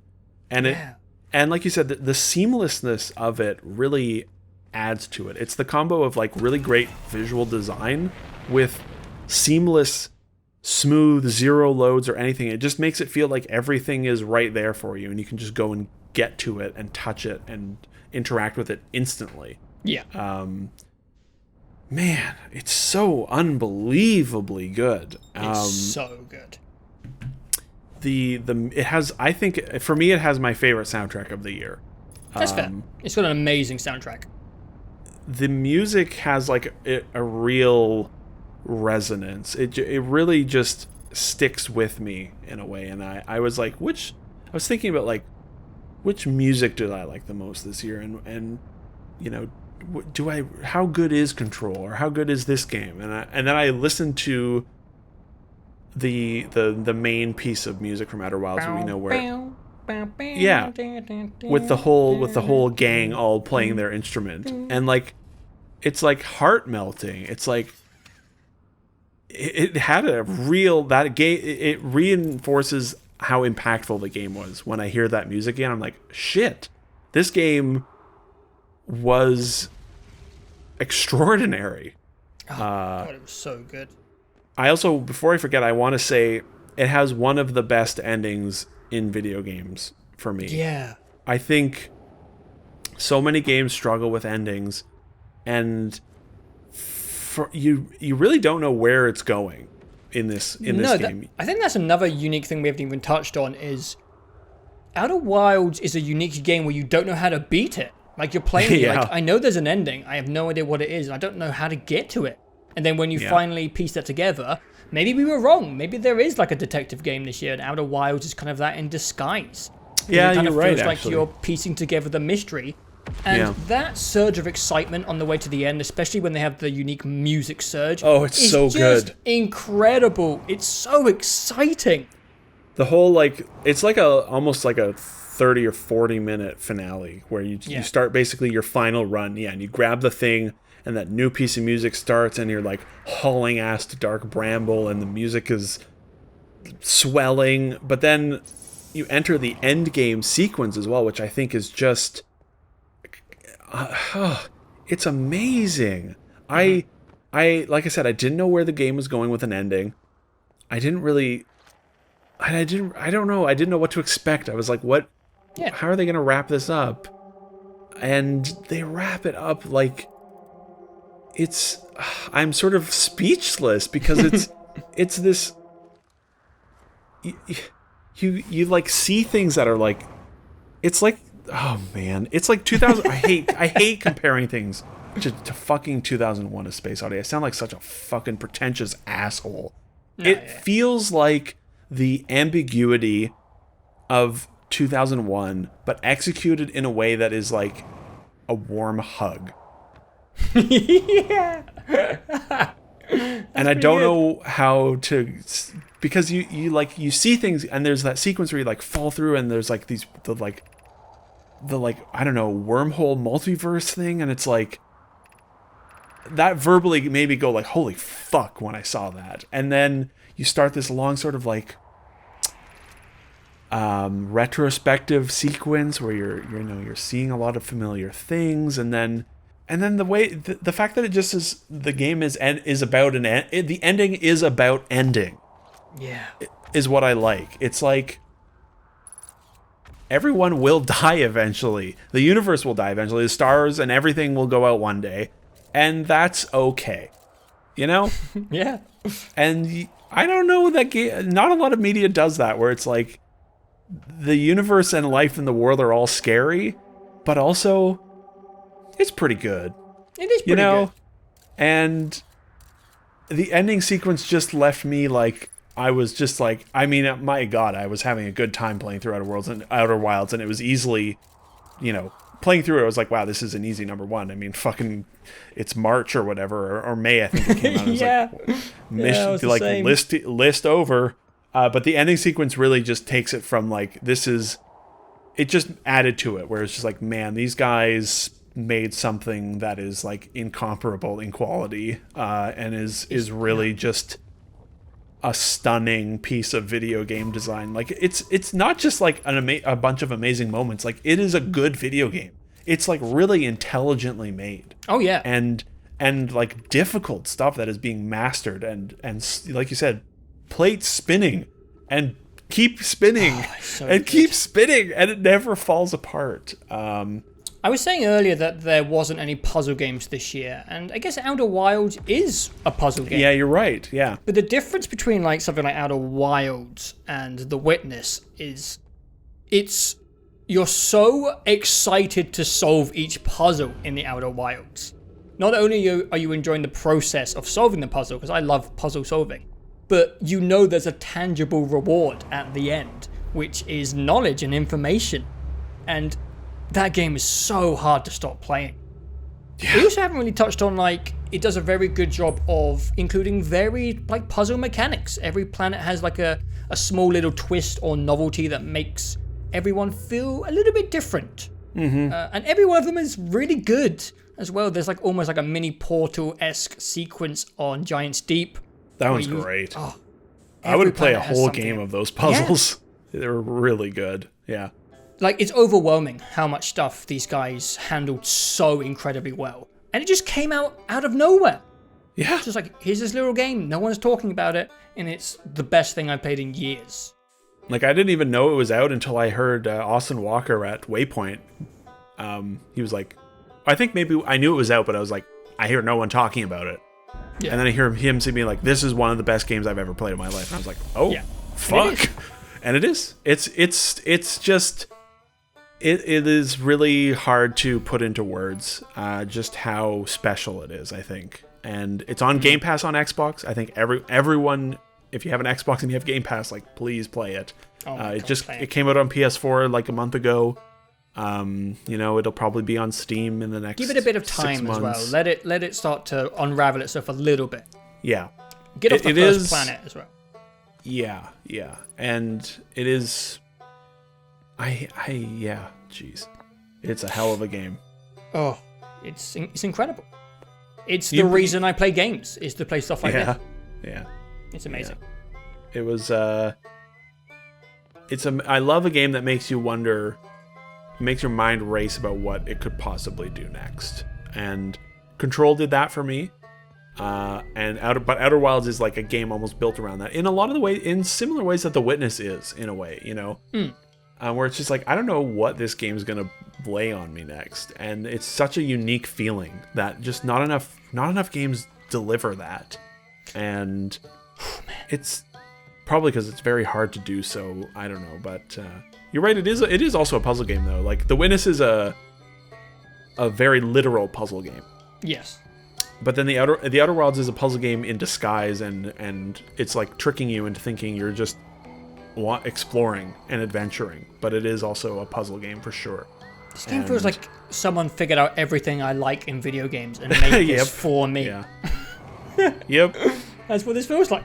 It's like, I really like space and puzzle and sci-fi, and it's like, here you go. I was like, oh my god, okay. Thank you. Yeah. Thank you.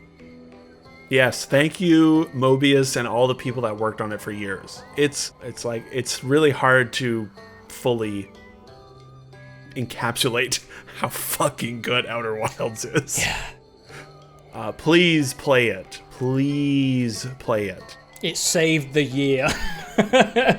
I would say Control did for me.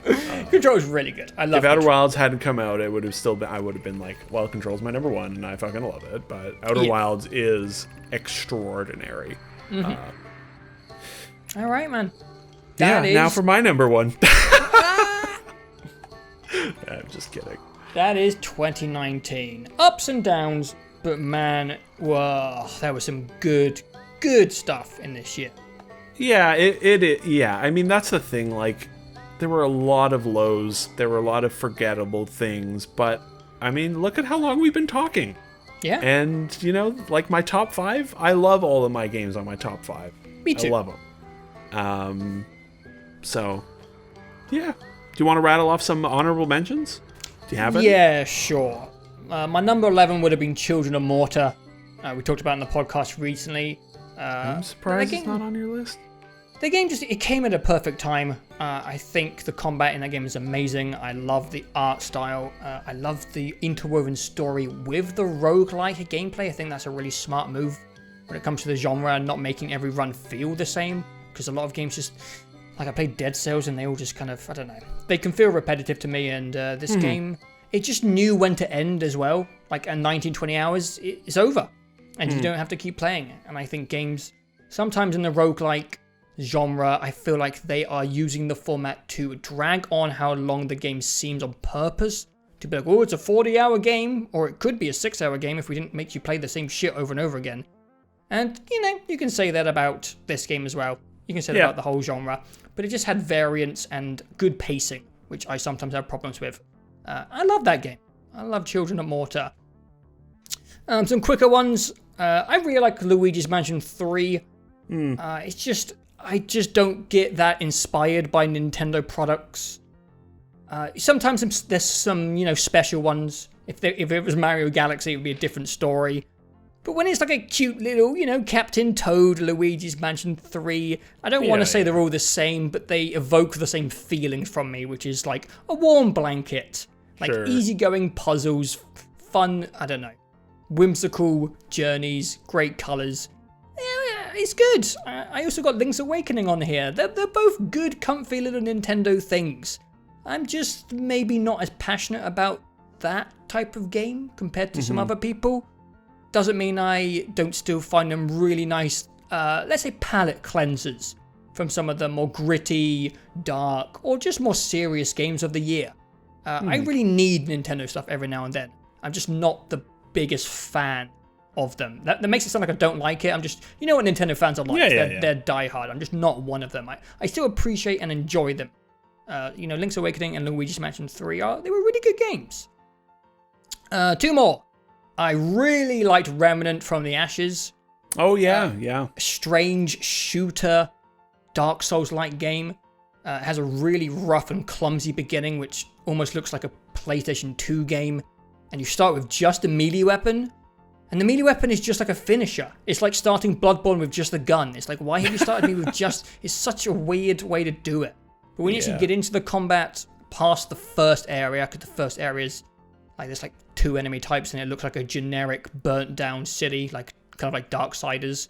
When you push past the first area, the game is a really good time and actually starts to look much better as you go further into the game.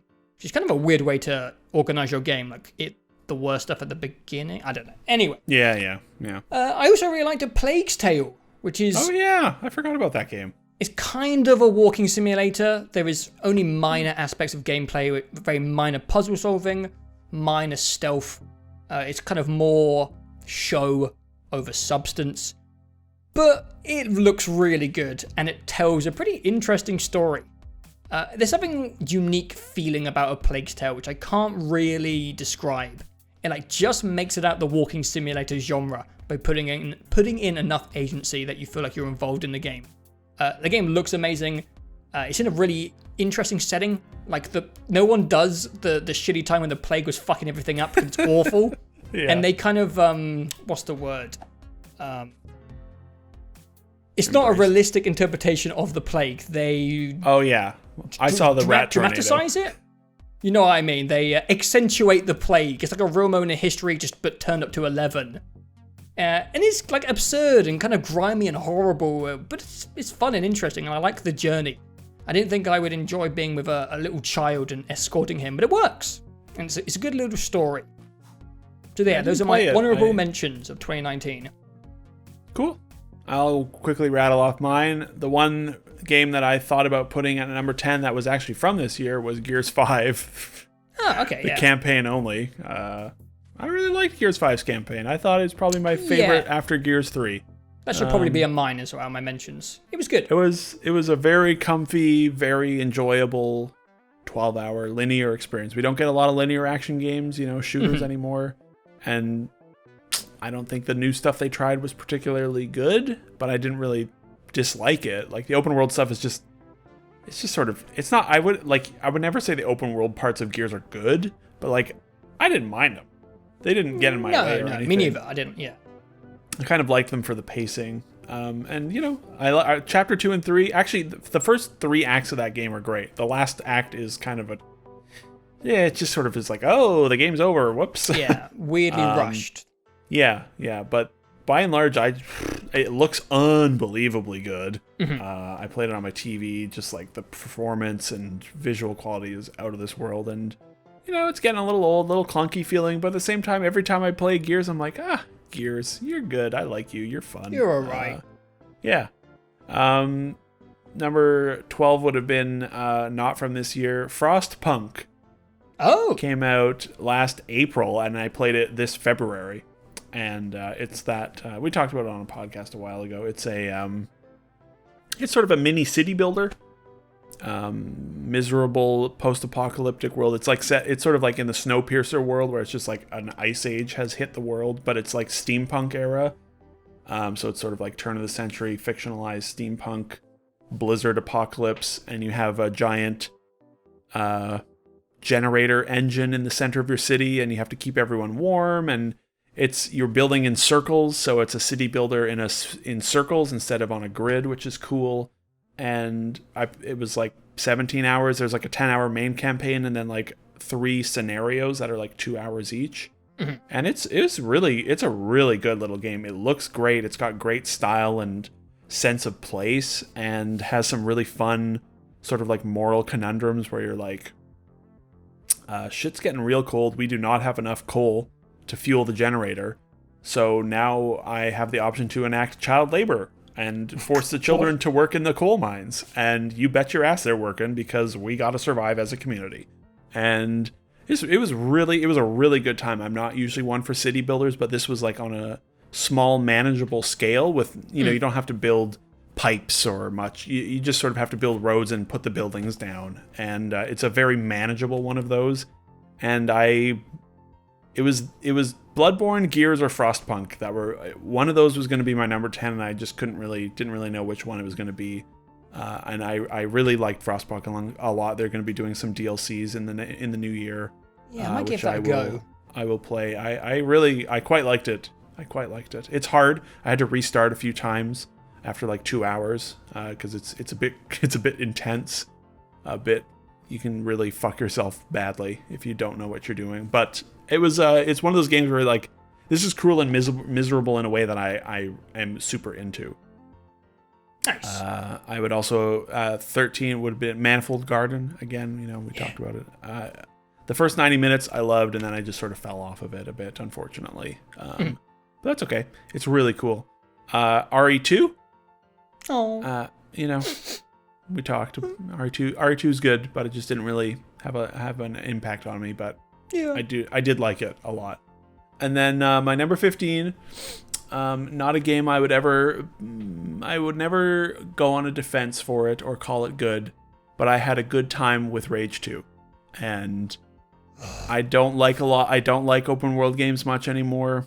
But I had a consistently enjoyable time running around and shooting stuff in that game. And it was right after that zombie game from Sony that I'm not even going to say the name of because this is the best games list. And I don't know, it just came at the right time and I had a good time with it. But like I said, I would never call it a good game or come to its defense particularly. But that was the one game where I was like, it better not be that fucking game.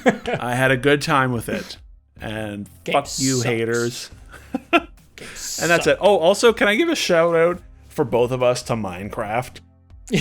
Yeah, of course. Because, like, Minecraft's pretty good. Minecraft is still so good. Also, I don't want to be like a bit of a, but I think we were a little ahead of the Minecraft resurgence, We were like, I feel like that game blew up in like the spring, but we were playing it in January. It was the first game I played. Always ahead of the surge, man. We're always Exactly. ahead. Anyways, look, we've almost talked for 3 hours. This might end up being the longest of these videos in the worst year of the generation. So I don't know. I don't know what we're talking about anymore. I don't either. But ahead of us, 2020. 2020. Oh God, please be good. If 2020 is a disappointment, I quit gaming. Me too, man. I'm with you. Solemnly swear. It looks... the thing is, the only reason I'm a little bit nervous, because I feel like we always say this. We always say the next year looks amazing. Year. Yeah. And then it's like things come out and they're rubbish, or things are delayed again for another whole year. And it's like, oh, well, I guess 2021 is going to be the year. I don't think so. I think 2020 is the year. I feel confident, but I get you. It is a little scary. And then this time next year, we'll be doing a very difficult top 10 games of 2020. Yes. But it will be the start of a new generation, so that means we'll have to be doing the hardest list we'll ever make in history, which is the top 10 games of this generation. Maybe we make it the top 15 games because we're babies. I don't know. We'll have to figure that out. We have a year to think on that. Top 10 of the generation. That will be a conversation. We're not going to do top 10 of the decade, I think. Nah. Of the gen. It's an interesting conversation, but I think just this generation would dominate most of that list anyways, so there's no real point. There were a few things like Portal and Mass Effect and, Skyrim, I suppose. There's certainly games before this generation that were this decade, but generation lists are more interesting. My brain doesn't even work in decades. It just works in gens. Pretty much, yeah. And that will be a long video. Our conversation about last gen was only like 40 minutes long. I don't know. I don't know how we got through these videos in under 45 minutes before. Something must have been wrong with us. I don't know. We were dumb kids, I guess. The game was good. Next. Pretty much, I think that's what we were saying. Now we have to repeat ourselves for 3 hours. And this, if 2020 is disappointing, this will be the last video. This is it. This is the end. No. Our last video will be the worst games of 2019. If 2020 is bad, then we had a good run, ladies and gentlemen. All right. I think that's it for another year.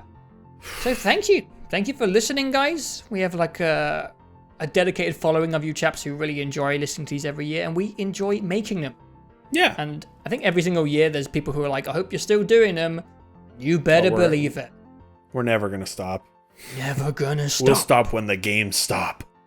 So yeah, we'll see you soon for the top 10 worst games of 2019, which I'm sure is going to be a pleasant listen. Or if you want to skip over that to avoid negativity, we will have the best of the generation, which will be sometime mid/fall 2020. All right, guys. Thanks for listening. See you next time.